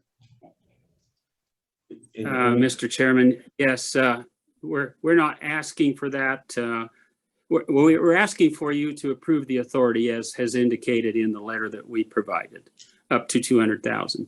I think that this, we're very concerned about the cost of water this year and the necessity to buy the increased quantity of water. And so our additional request, I think at this point, would be just for the upcoming year. At 2-to-1? At 2-to-1. For the first year? Then Yes, go sir. back and revisit it? This is the chairman. I believe what the ask is that in the first of the 3-year program, that the match may be modified to a 2-to-1 match. And then in the second and third year of the program, it would revert back to what's been proposed, a 1-to-1 match. Okay. That match day. I understand. Is that? I understand that. I'm okay with that right there. Okay, I think that's what the ask is now, is to modify that the water board's level of participation would be more than was originally contemplated, because the water users have got to come up with a lot more funding to purchase wet water to deliver. Okay. I think I heard Roger. Roger, do you have a comment, or are you okay? Well, my question was, is it's gonna go for 3 years. If the drought gets worse, is there ways to adjust this, or does it stay the same? So, I mean, I suppose there's always ways to adjust it, but I think what the Basin 37 folks are asking for is for us to make a 3-year commitment under terms that I think that have been negotiated, and they're asking the water board for this matching fund, and then potentially an increase in the match from the water board in the first year. I think that's where we're at right now. And then we would probably just have to review the program in subsequent years, Roger, to see whether it was working, what their needs were, and what latitude we might have to adjust it. And this is not a loan, this is, we're transferring it. to them. Is that correct? Yeah, this would be a matching grant. Okay. Thank you. Brian? Yeah, Mr. Chairman, Carl, I know Mr. Stevenson and I participated in a lot of these meetings, and of course, the water supply looked better during most of the meetings we were at, but we realized how important it is the first year of this agreement. It was a long, drawn-out battle to get everybody to the agreement, and recognizing the water board doesn't like to buy mitigation water. We really plan on the water board funds being for conservation improvements. But this first year, there's a couple problems in that big wood. One that, in other aquifers, we've been able to help solve a lot of the problems by recharge with the Water Resource Board sponsoring a recharge program. There's very little opportunity to recharge in the big woods. So that's why they had to go to obtaining some source of water from outside, from the upper snake, actually, to help with the mitigation because of the lack of ability to recharge. So it's I think it's important to get this thing off to a good start, even though it's a bad year. Hopefully not as much water would be needed other years, and water would be cheaper other years, but we don't know that. It could be every year is going to be like this. So I don't really have, that's just some background information. And Brian, or Jeff? Yes. I'm real impressed you're doing that, because, I think that's always something you always worry about. You're taking too small a bite, and then you realize, a little bit more would have helped us get down the road in a better shape. So I think it's good work. Okay, thank you, Roger. Just to be clear, though, the money that the water board would be providing would be for infrastructure and efficiency projects and not to pay for wet water. No? You want to use some of this grant money to pay for the water? When needed, I think that's the plan. Okay. Okay. Yeah. Also have some. Yeah, okay. So we got some other people who want to comment? No? Yes. If somebody from 37 wants to come up and provide additional information, that'd be great. Green means go here. Can you hear me? Yes. Green is go. Thank you, Mr. Chairman, members of the committee. Thank you, Carl, for providing this introduction. My name is Cooper Brossi. My family and I farm on the Littlewood River between Shoshone and Gooding. And we have access to Snake River storage water. My presence here today is for the purposes of representing the Big and Littlewood Water Users Association. We are a collection of senior water users in the lower end of the Bigwood and Littlewood system. And we support the management plan. It's a very important plan for us. It's an important plan for the watershed to get us headed in the direction of more stable supply for the entire system. A very important part of the plan is this CIEF, this Conservation Infrastructure and Efficiency Fund, because as we look to long-term stability of the water supply, we need to make adjustments and improvements to our system. We're also very committed to the CEF and emphasize its importance because it does provide a vehicle and access to storage water, without which this plan will be in grave jeopardy. To make the plan work, we absolutely have to have storage water come from the upper snake into our system in times in a baseline level year to year, and also in years like this when we have very low natural supplies within our basin. So I just would kindly urge all the board members to consider our requests and very much appreciate your time today. Be happy to answer any additional questions. Okay, questions? Okay, I'm reading the resolution more closely, and I do see that it talks about purchasing storage water with the monies from the fund. The CIEF fund would be used to purchase storage, but I guess maybe I was misinformed, but I thought that the money that the board was contributing was going to be used for infrastructure improvements and efficiency improvements in the basin and not to purchase wet water. Well, Mr. Chairman, that is the ideal case in an ideal water year when water prices are more to our advantage. With high water prices, the funds that the parties are contributing will be quickly exhausted. Furthermore, the management plan has actions that during times of drought require additional storage water to come in to the system, and that further increases the total cost of storage water. So unfortunately, we're just out of money, and that's why we are asking for additional support at the 2-to-1 level.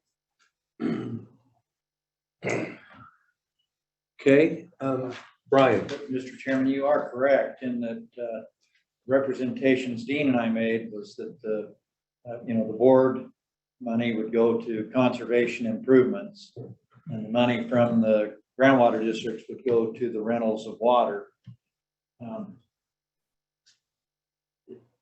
It would have worked if there would have been a reasonable water supply. So the alternative now is to capture this water and do infrastructure improvements.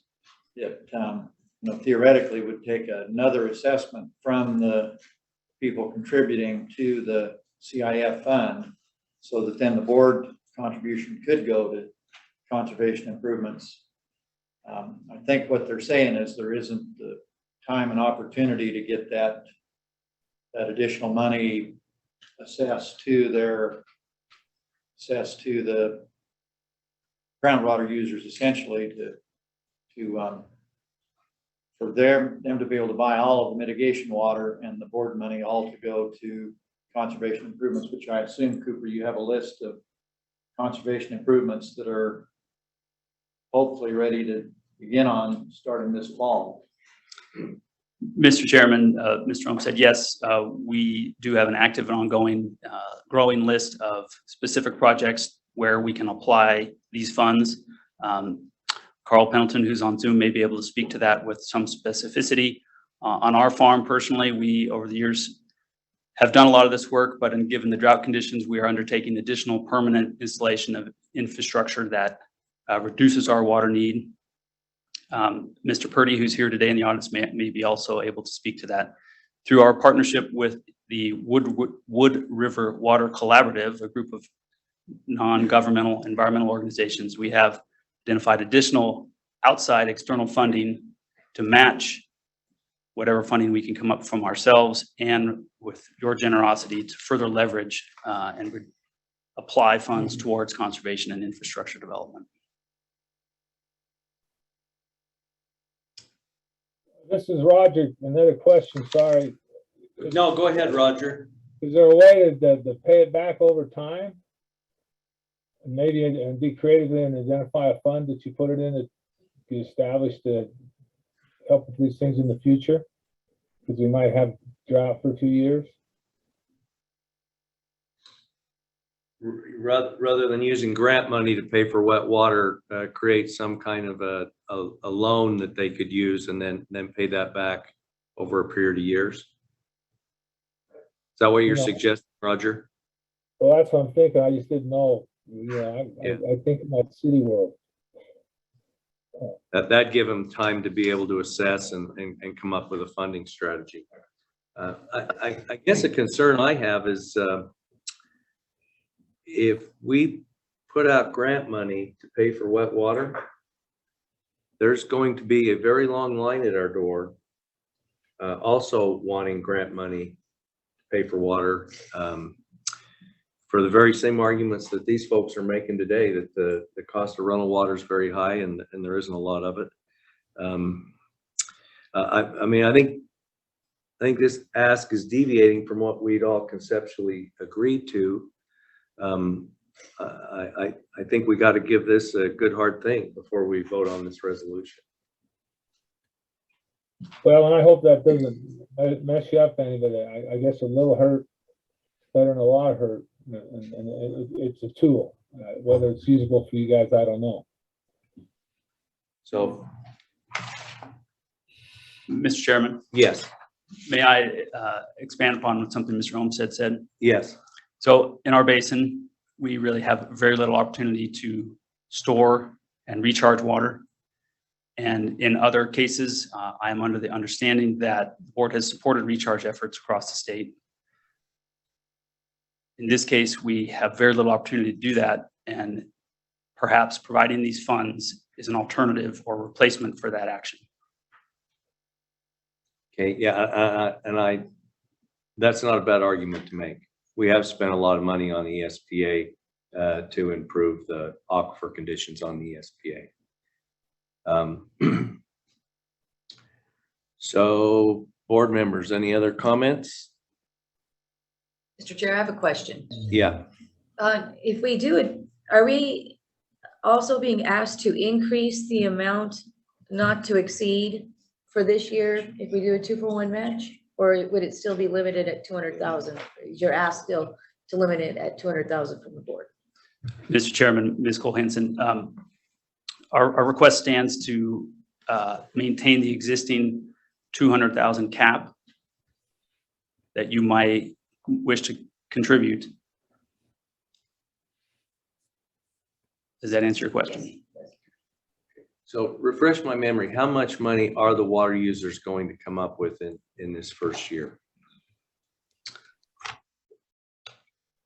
By my calculations, Mr. Chairman, water users will contribute on the order of $95,000 to $100,000. Those are preliminary numbers. And then you would be looking for a 2-to-1 match so that the water board contribution would approach the $200,000 in this first year. Yes, that's correct. And then you'd have $300,000. So how much water are you thinking you've got to supply? Per the management plan, the CEF may be asked to provide 2,400 acre feet of water. The water is released in tiers according to the available water supply. Of course, if there's an excellent natural supply, then very little storage water is required. But given the conditions we're in this year, second dry year, all of the management plan storage water may very likely be needed. What was that quantity? 2,400. 2,400 acre feet. And have you made any inquiries into the market to see if that quantity of water is available? And I know there's all kinds of prices out there, but how far are you into securing that supply? The Big and Littlewood water users have inquired as to the supply of water, and we have made arrangements which are underway in negotiation to have access to almost 2,400 acre feet of water at $60 raw cost. Additional fees, wheeling charges, you end up about $75.30 an acre foot. $180,000. Okay.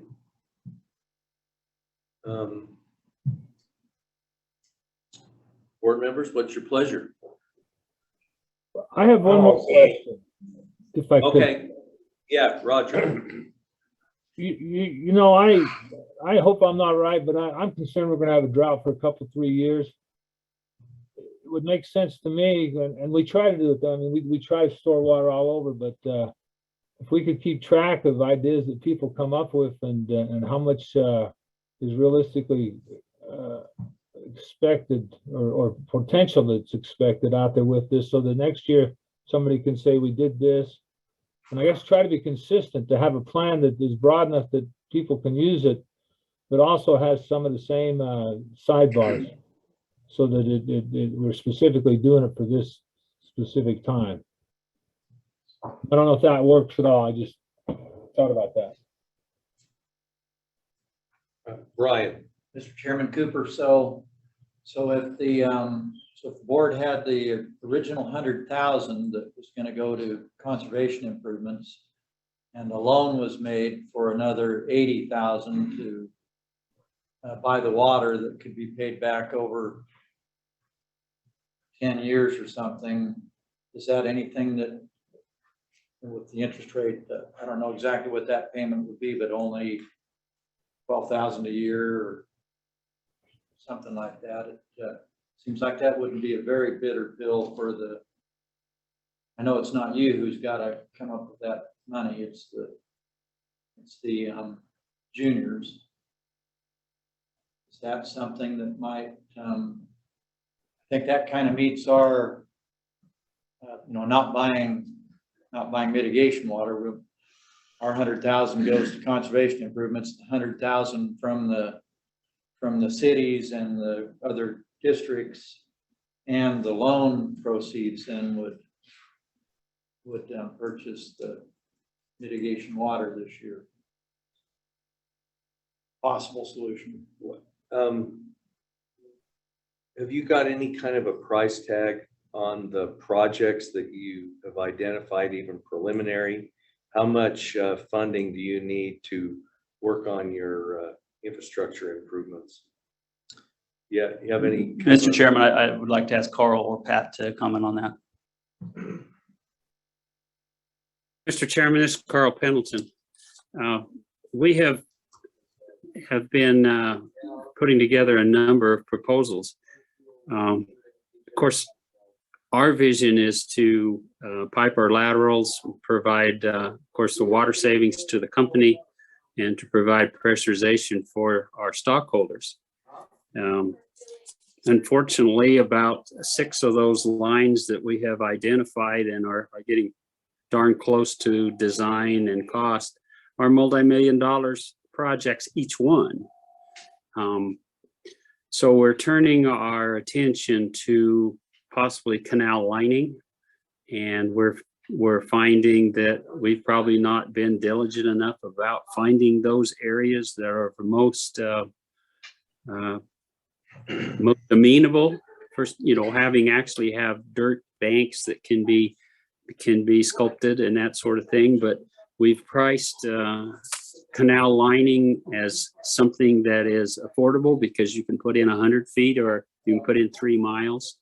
What we are lacking, though, is the justification of actual loss in those reaches. And when our water comes on, why we have dedicated ourselves to using the water measurement devices that we have in hand and determine what that loss figure is and determine where those areas are. But we've taken our larger canals and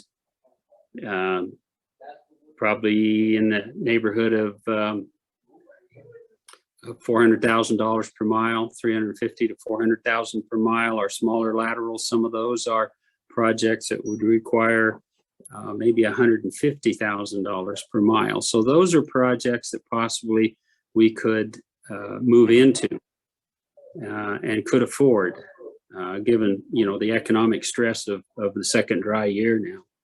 But those are on our agenda and things we're looking at. In addition, there may be some digital electronic technology things that we could apply to see if there are some better management techniques that we can have at controlling lateral heads and flows and better communicating with our ditch riders. So those are kind of the in a nutshell suite of what we are looking at. We do have one combination proposal and would involve, we know the loss in that segment is something on the order of 50 CFS.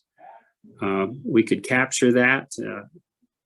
However, there's 40 to 60 feet of fall in that location. So we're analyzing a generator facility in coordination with that. But in order to put that 7.5 foot diameter pipe in the ground is at about $1,200 a foot for 4,400 feet is also a large project, but it's multifaceted. So we're looking at many projects and trying to find one that would fit the availability of water or the availability of money from the CIEF as well as other options. Brian? I just feel like, sorry, I'll turn this on. I feel like bankrupting the CIF fund to rent water isn't really the right move. I think even if the CIF fund can't all be used this year, if it takes 2 years to get it built to where it can do a project, we still should, you know, what the cities and the groundwater users portion of it goes to, you know, it clearly said in the agreement that could be for renting water when needed. Hopefully it won't be needed all years, like Cooper said, in good years. So that's why and I haven't had time to think it through much, but to me, it sounds doable to do the a 1-to-1 match from the board for the CIF fund, and then a loan to help get through this first year and get the project jump started. If that can be sold to, you know, we need to talk to What if we made an agreement? I have a very good understanding of the dry year is not the year you want to start out on this with.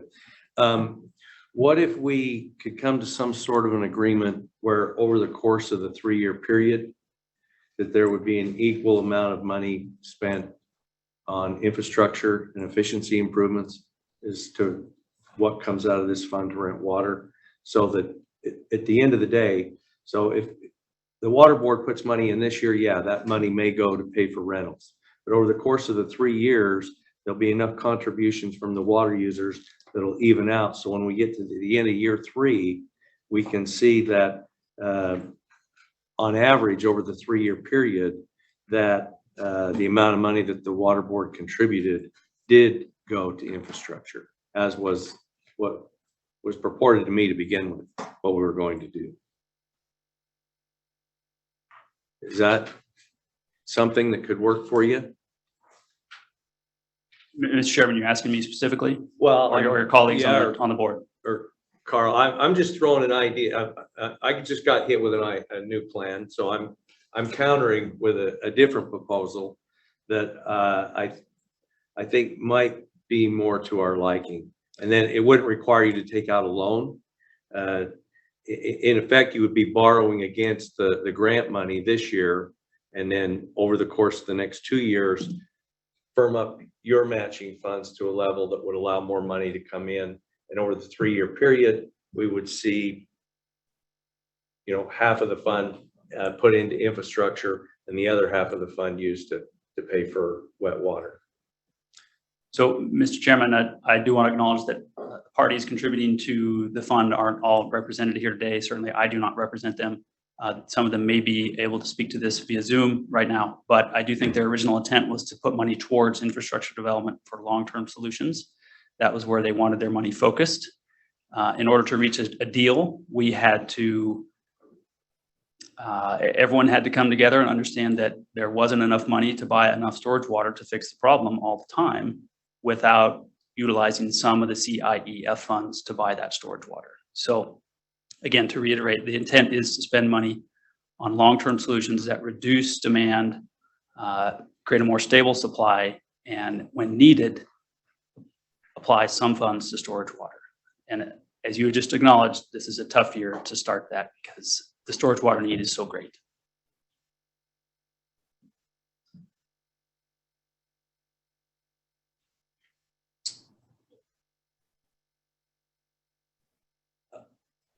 Well, I'm just trying to figure out a way to stay within the spirit of what I think the board thought the agreement was going to be, but give you some flexibility in year 1 to go out and solve the immediate problem.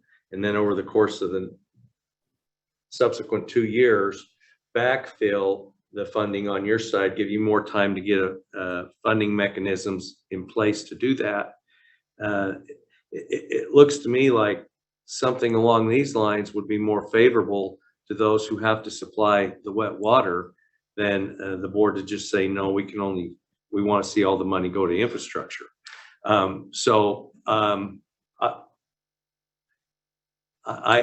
don't know. I'm trying to build some flexibility in here to get you guys off the starting line, get you through this tough upcoming year that you've got, and then figure out how we're going to achieve the goals that I think are set forth in the settlement over this 3-year period.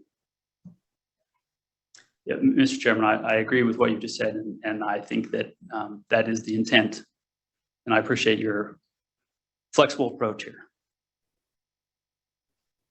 Mr. Chairman, this is Dean. Mr. Chairman, this is, oh, sorry. Go ahead. Okay, Dean. let's go with Mr. Stevenson, then we'll hear from the next commenter. Dean? Sorry. Mr. Chairman, I agree with kind of the path you're going on there. Having been involved in one of these before, I know the board has had a very long-term policy back many years that it isn't buying mitigation water. And I know when I was involved before, it was in the form of loans. And I think the plan going forward that you proposed is one way to do it. I do understand their situation that having to go buy water on a year like this, and I understand the difficulty in raising money in a time period like this in these districts, but also, you know, I agree with the policy, and I think it's been a long-term board policy that we can't buy water. But you know, I think, Mr. Chairman, you laid out a path that would probably work going forward. It gives folks some time to get that money filled back in on the backside. So that's my comment. Okay, and then I believe somebody else on Zoom wanted to comment. Yes, good morning. This is Candace McHugh. I represent the city of Bellevue, who is one of the parties contributing to the CIEF fund. And I do appreciate the chairman's idea on maybe giving the grant this year and then having the parties work out how we would make sure that the infrastructure amount spent towards infrastructure was the same or greater than the amount purchased for storage water. It certainly was the city's intent in contributing the money to both cloud seeding and the CIEF funds, that it would be a long-term improvement in the basin so that we wouldn't be faced with, you know, a situation that we faced last summer. So to that extent, I think that it makes sense and I think it's doable. I do want to let the board know that the membership on the CIEF fund committee is in the process of being worked out so that, you know, they can start working towards like how the money is spent. And again, I think everybody's emphasis was that it should be on infrastructure improvement and efficiency rather than on purchasing water. So I just wanted to say that from my perspective, I would agree with the approach set forth and would ask that the board would approve the request set forth in the letter that has been submitted and that the city has signed. Okay, thank you, Candace. Other discussion? I think we may have some. Roger, go ahead. You know, this sounds kind of corny. I've been so impressed with what I've seen the water people do. You know, I was lucky when I came on the water board. We were just starting projects like this, and there was a lot of talk about how tough it was going to be to do those jobs, to find that type of water, and we found success. Now, there's no comparison between where we're at this year and next year. Our system's in better shape, but we got less rain. But I think to start with the process where the young lady just spoke about, Jeff talked a little bit about, it makes a lot of sense to me to put a little money away this year and set it inside of some fund that can help down the future, and it'll be a little bit of water, but it's a start. And once we get started, you know, next year might have pleasant surprises for us. Might be tougher, but I think going down the road, it's inevitable that you got to look at sacrifice again. That's tough. Thank you. Thank you, Roger. Yeah, we find ourselves in a tough situation. I think Mr. Patton is in the process of drafting an amendment to the resolution that might be acceptable to us. As soon as he gets done with his draft, we'll have him present that to us. in concept, I think what I would like to propose, and I think it will be incorporated in his draft, is that in year one, we go with the ask that we've had today, that it be a 2-to-1. $2 of grant money for $1 raised to put in the fund, so you've got adequate funds to go and rent the water and begin on the process of improving the infrastructure. And then for years 2 and 3, we would go back to the 1-to-1 match, and that at the end of the 3-year term, there would be equal money spent or available in the fund for infrastructure and efficiency as had been spent to acquire rental water. Is that, Mr. Pendleton, is that something that you think would be acceptable? Yes, Mr. Chairman, I think it would be. I think it's important that we recognize that there needs to be some grease applied to the wheel here to make this thing be successful in this 3-year term. And we appreciate your willingness to entertain our request. Brian. Mr. Chairman, Cooper, if we could, if you wouldn't mind, I'd kind of like to hear from Pat Purdy on, the South Valley districts are the ones who are coming up with most of the money, and I'd like to hear Pat's thought on this idea, and if you think it's feasible to, possibly get a little more money out of your folks the next 2 years if the weather doesn't cooperate, so that so that nature pays that back, I guess you'd say. Thank you, Mr. Chairman. Thank you, Brian. Step aside. Yeah, don't go too far, but Mr. Purdy. Thank you. Thank you, Mr. Olmsted. Thank you, Mr. Chairman. My name is Pat Purdy. My family owns Peekaboo Livestock Company, and we're a member of the South Valley Groundwater District. I'm not on the board, so I don't represent them in an official capacity, but I did want to make some comments. This agreement obviously has been long and difficult. I was involved in the advisory committee that came up with the agreement. This is going to, I think, to put it lightly, this agreement plus this kind of a water year is going to send some shockwaves through agriculture in Blaine County. And we've had the luxury of having essentially adequate water because of our practice of pumping groundwater really without a lot of regard for the impact on stream flow users downstream of us. And so we're going to go from a basin that's been, again, kind of in the land of plenty to one that's now going to have to live with some very significant restrictions in groundwater. And so this is going to be this year in particular is going to be a real slap in the face for a lot of farmers in our valley. So I appreciate the board's willingness to support this. We, as been mentioned a few times, we really do need some time to be able to get on an assessment cycle that will generate the kind of funds necessary. We don't necessarily know what that's going to look like, how much money this is going to take long term. So we've got to learn that. We've got to get on the ball pretty quickly to get that done. But I also, I guess, want to just caution, I think we all appreciate the beauty and the splendor of that valley and what it does for the state in terms of income generation and recreation and what it draws in.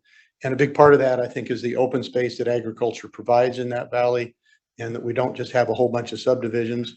And I've made the point multiple times during this process that at some point, if we put too much burden on the back of the farmers, particularly the smaller operators, we have the luxury of being down on Silver Creek where we've got good surface water rights.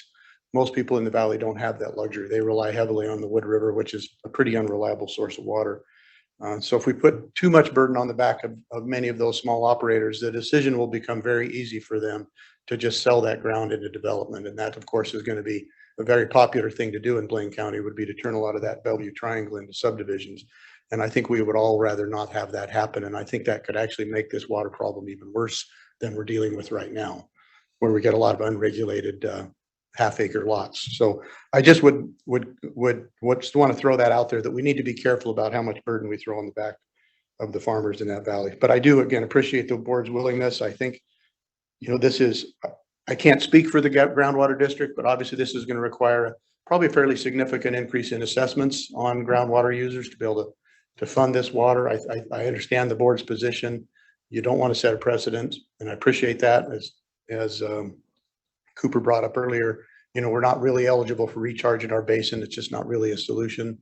I know the board's paid for recharge water in the past. It doesn't like to pay for mitigation water, and there's a difference there, and I understand that. It's a subtle one, but it's a difference. So I think we can make this work. I appreciate your proposal, Mr. Chairman. I think we can make this work. We'll just have to work the numbers out and figure out how to, you know, how to pay for that over the next 3 years. So I don't know if anybody has any questions for me. Any questions for Mr. Purdy? Thank you. You're welcome. Okay. Brian, do you have some amendments to the resolution? I do, Mr. Chairman. Let's try these out. Starting at line 102 of the draft resolution. Now therefore be it resolved that the Idaho Water Resource Board authorizes a commitment of funds not to exceed $200,000 annually from the Secondary Aquifer Planning Management Implementation Fund for the next 3 years on a 2-to-1 match in year 1 and on a dollar-for-dollar match in subsequent years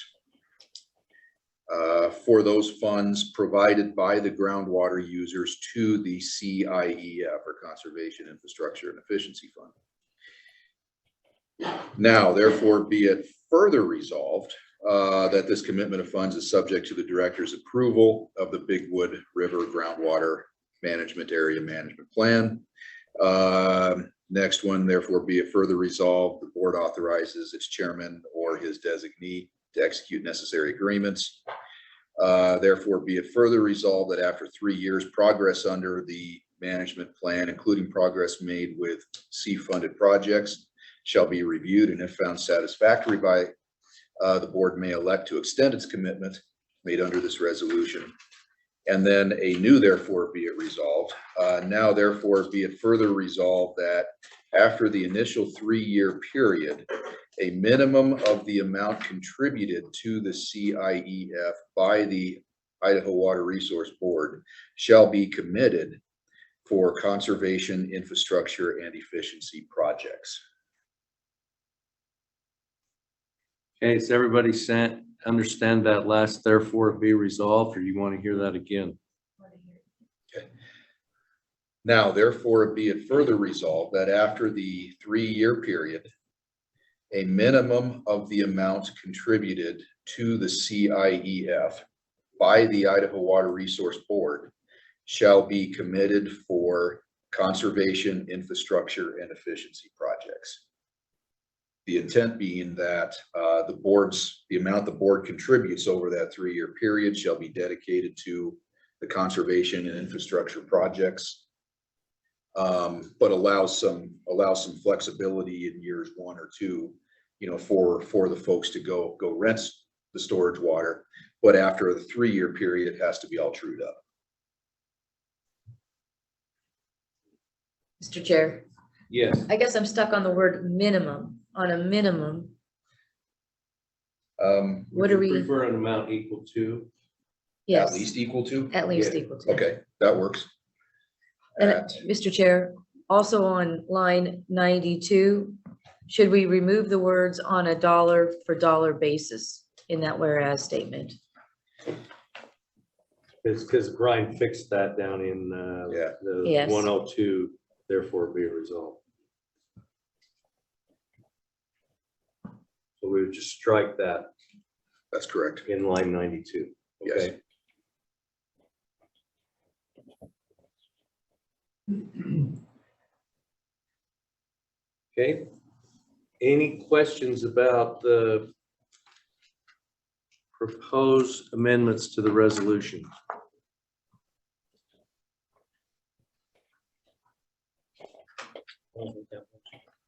Anybody? You want to make that one? The guys online, were you able to hear Brian and his changes to the resolution? Yeah. Okay, and you understand that? Oh, and that's okay, Pete? Yeah, I could understand it. Okay, perfect, thank you. Okay, Is there any further discussion on the resolution?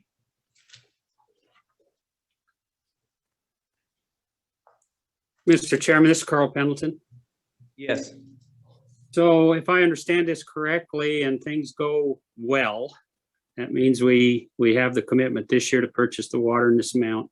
Next 2 years are good years. At the end of those years, we are making the commitment to have funded for roughly in round numbers, $400,000 in conservation projects. Is that a correct estimation? Well, it depends on how the match goes. This first year, it would appear you're going to get most of the 200,000 from us on the 2-to-1 match. And it sounds like you're going to use roughly 2/3 of the fund to purchase water and have $100,000 available for improvements.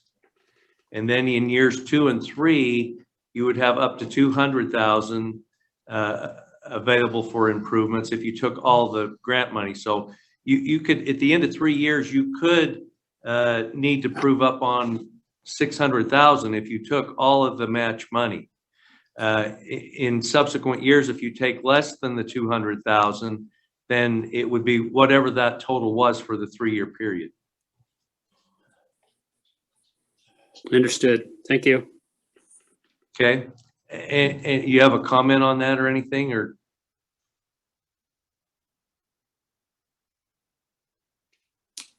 Mr. Chairman, just trying to understand. Okay. And see what our commitment might be. Thank you. Okay. Okay, is there any further discussion? Chair would entertain a motion to adopt the resolution with the proposed amendments that Mr. Patton has applied and shared with us. Mr. Chairman. Okay, I have a motion. Is there a second? I'll second. Okay, it's been moved and seconded. Is there any discussion on the motion? There being none, we will proceed to vote. Jennifer, could we have a roll call vote, please? Mr. Barker, Mr. Chairman, based on my work with South Valley Groundwater District, I will abstain. Okay. Mr. Chase, Yes. Ms. Cohanson, Aye. Mr. Olmsted, Aye. Mr. Stevenson, Aye. Mr. Vandermeulen, I abstain. Mr. Van Stone, Aye. and Chairman Raybold. Aye. Motion carries. Okay, I'd like to thank everyone from Basin 37 that's been here today and helped us to better understand this proposal. And I hope that you can go and find enough water to keep the pumps running and the streams full this summer. So good luck, and we'll continue to work with you to see if further refinement needs to be made as we go through this 3-year period. Okay. Next item, legislation of interest. Garrick Baxter, thank you. Good afternoon, Mr. Chairman, members of the board. Happy to be here before the board again to give the last legislative update of this session, because as you've already heard, the legislature adjourned sine die yesterday. So it's been a long journey, but happy to be here to talk to you about these things today. Should be a handout that's been provided to you, which looks something like this. Top is a little title of legislation. So, and I believe that has been emailed out to the board members that are participating via Zoom or WebEx, I should say. As I'm going along, again, like always, please feel free to stop me. The first bill I'll talk about today is House Bill 467. Again, this was a housekeeping bill related to an issue that was identified in a legislative audit of the board's loan program. The legislation broadened the type of security the board can accept for a loan.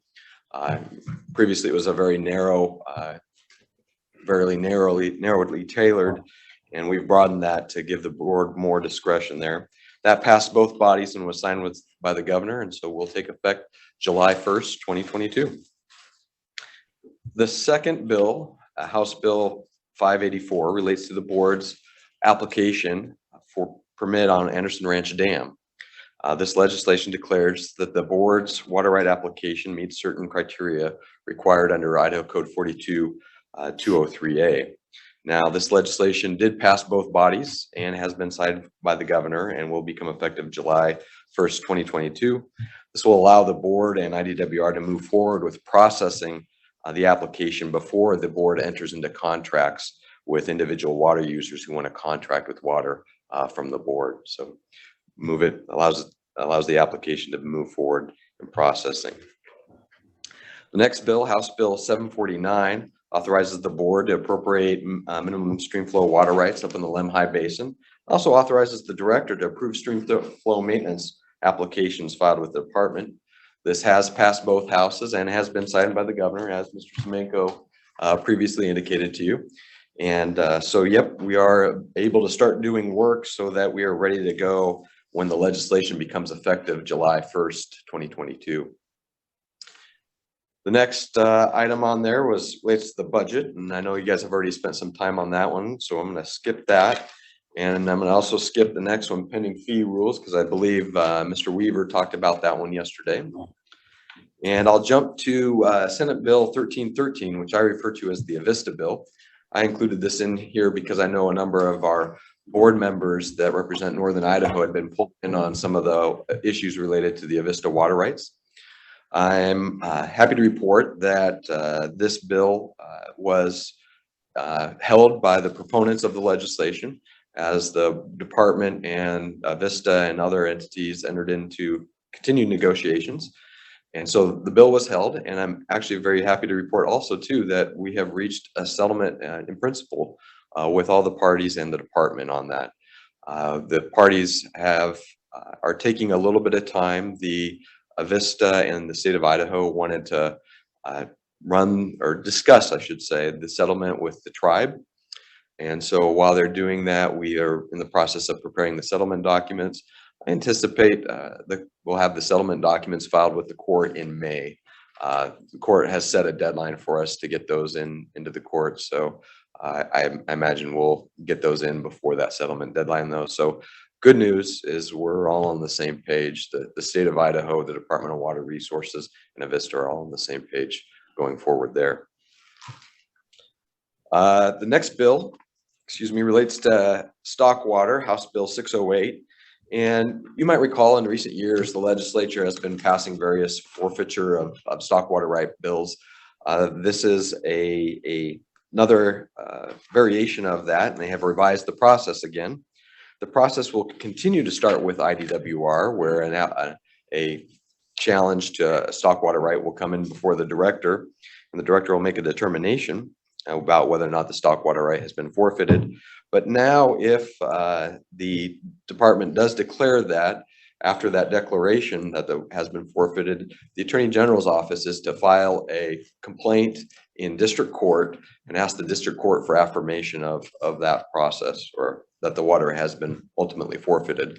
So we've injected in a new process on the back end to get court review and approval of that forfeiture. And I think that's that was done in response to some concerns that were raised with the process that we had entered into under the previous statutory approach. So I do anticipate we'll see something related to that this year. So keep your eyes out. We'll continue that process. The next bill relates to the Office of Administrative Hearings. You might recall this one from previous years where we had an issue came up where some of the legislators were seeking to create a whole new administrative body to hear all contested cases of agencies from the state of Idaho. Previous years when this has come up, we had worked with them to have them exclude IDWR and the board because we have very specific processes in place to identify here and put in place hearing officers who have specific technical expertise and water right expertise to hear our matters. And so the bill came up again this year. The good news is that they kept us in the exempt category in there. So the board and IDWR continue to be exempt, but now because this has passed and has been signed by the governor and is going to become effective, all other agencies that are not exempt. There are a few other ones that are exempt, but all other agencies that are exempt will have their contested cases heard by hearing officers out of this new administrative agency. The next bill is House Bill 748. And really what that does is simply puts in Idaho code what has long been the common law related to transfers of water rights and shares when land is sold. Again, I think it's just a reflection of existing law, and that has gone through past both legislative bodies, signed by the governor, and will become effective. And then the last two bills I included simply on that list there for those of you that do work with irrigation districts. They modify various notice and voting requirements for irrigation districts. So probably not so much interest to the board as a whole, but I know some of you do work with irrigation districts. Thought you might just want to be aware about that. And Mr. Chairman, with that, I am done unless you have additional questions for me. Any questions for Garrick? I think we're just about as happy as you are that we have a successful legislative session and it has concluded. Thank you, Mr. Chairman. You guys have a good rest of your day. Okay, thank you. Okay, did we lose the director? Yeah, I'm gonna send maybe Wesley down the hall to see if we can find Gary.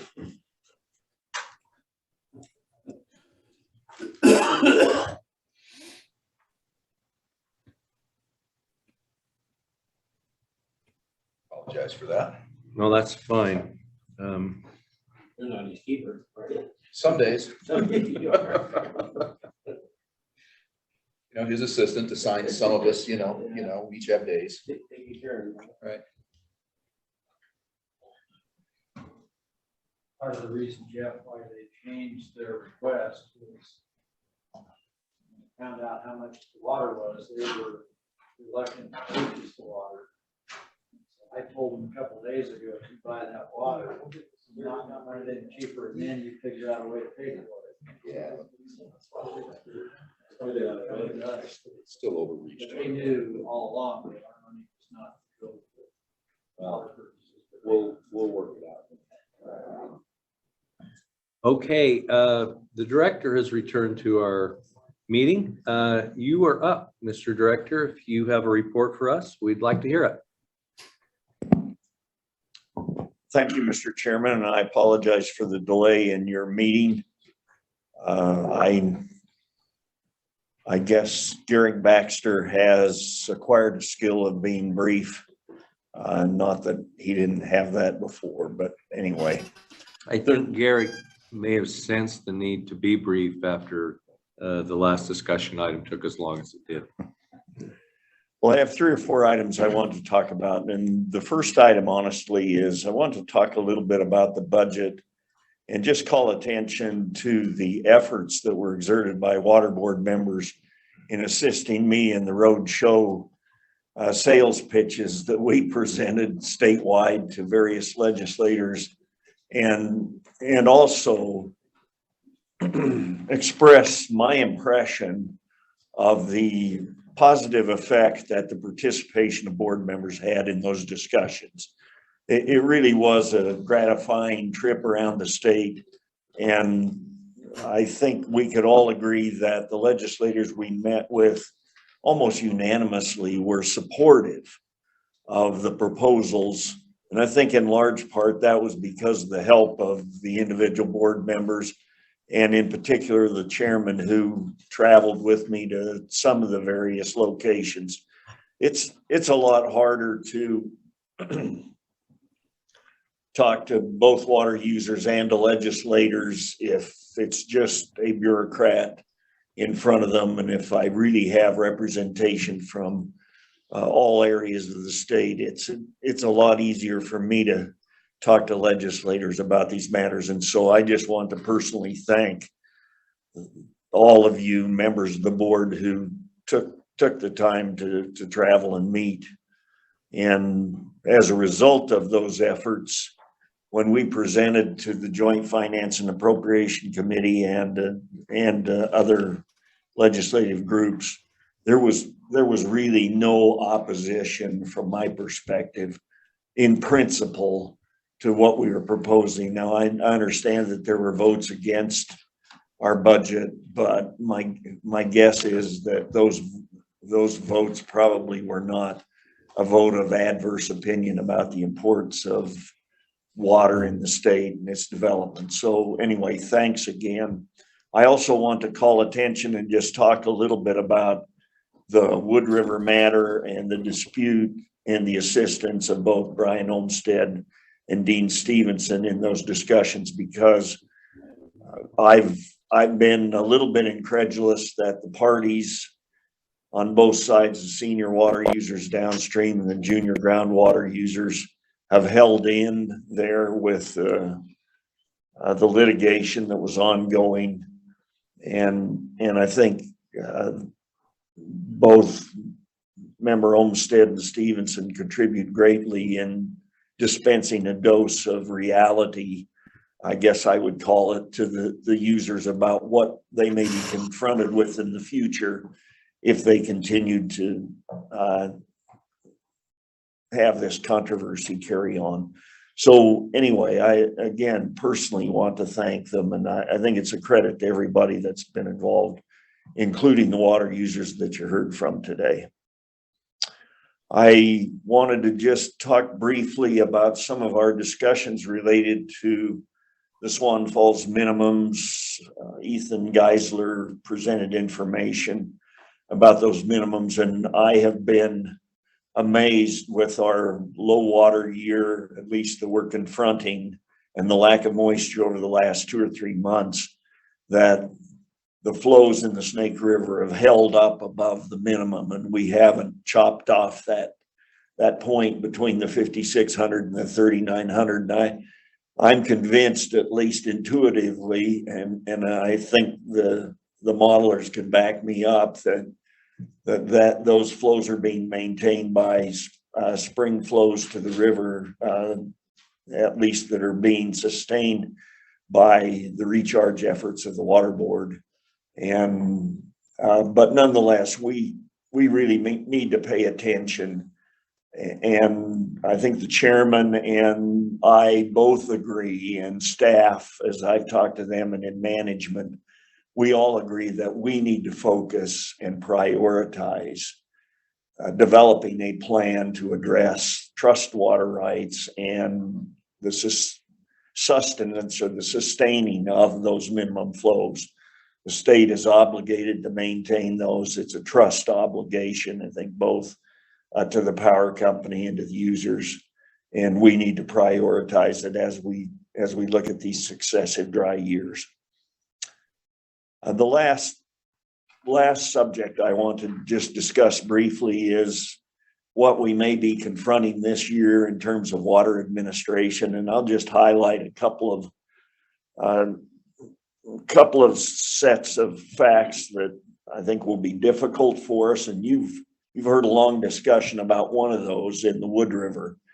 You know, it's there's a settlement agreement. By the way, I haven't executed the settlement agreement yet, and I thought that subject might come up in the discussion, but just to give the board an assurance, I plan to execute a recognition and adoption of that settlement agreement as a management plan. We're far enough along that I can make that commitment. And I also intend, and part of the reason it's not done yet is because there are a few extra things that are happening in the background and some requests from the water users that need to be addressed and perhaps simultaneously issued. And I don't need to go into those, but again, it's unfortunate that in the first year of that 3-year period, we are facing a water shortage. And as Pat Purdy alluded to, it may really impact the agricultural production in that triangle area. And I hope that agreement doesn't unravel, but I again express my admiration to everyone that's been involved. The other place that I'd like to point to is down in the Portneuf River. As many of you know, we have been telling the users down there that surface water users on the Portneuf and tributaries, that the water rights in those basins will be administered according to the priorities on the Snake River. And I just talked to Steve Visosky, who's a staff member assigned to work down there.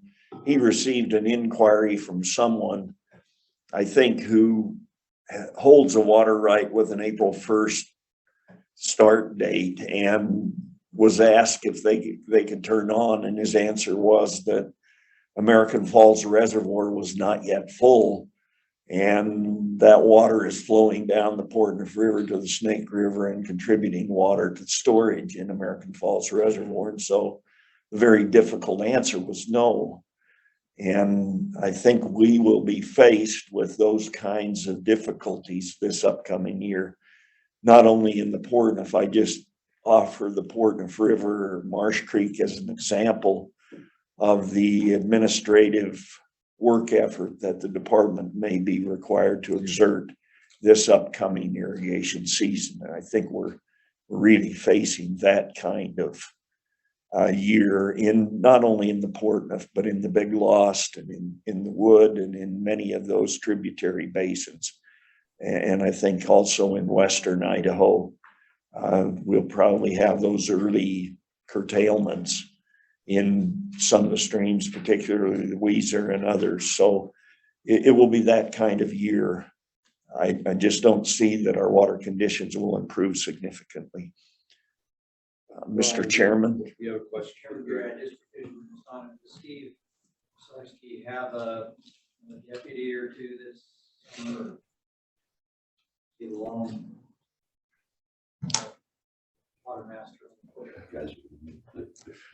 Well, Mr. Chairman, Mr. Olmsted, Steve is the department assistant being offered to the water masters there. There are actually 3 main water districts, I would say, and then some other tributaries that he's assisting. Now, there is a long standing water district from McCammon upstream towards the headwaters of the Portneuf. That particular district has operated for a long time, and as a result of its maturity, probably doesn't need as much oversight, although there are disputes there. But the other 2, up Marsh Creek and then the lower Portneuf, there are water masters for those water districts. And we have some backup for Steve. So but he'll have to spend a lot of time down there, and maybe other staff members as well, both out of the regional office and the state office. Mr. Chairman, that's all I had today. Okay, thank you, Director. Any other questions for the Director? Thank you, Gary. Appreciate your efforts. You put in the legwork and should get an equal amount of credit for the success of the department's funding this year. You provide the information to the legislators so that they could make an informed decision, and they did recognize the additional workload that you have, and we're appreciative to them as well. But kudos to you. Okay, Mr. Patton, what do you need to tell us before we leave? You're at non-action items for discussion, if any board members have any. No, Noel, no. Online, Roger, do you have anything else? No. Pete, do you have anything? No, don't. Okay, thank you. Dean? Nope. Great, okay.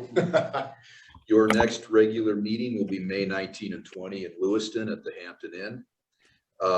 After that, we'll be looking at July 21, 22 in Mountain Home.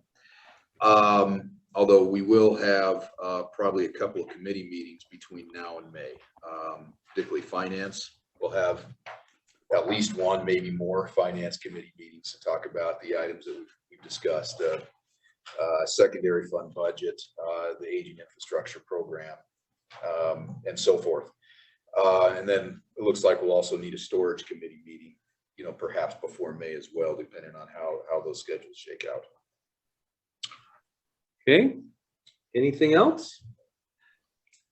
I would entertain a motion to adjourn. I so moved.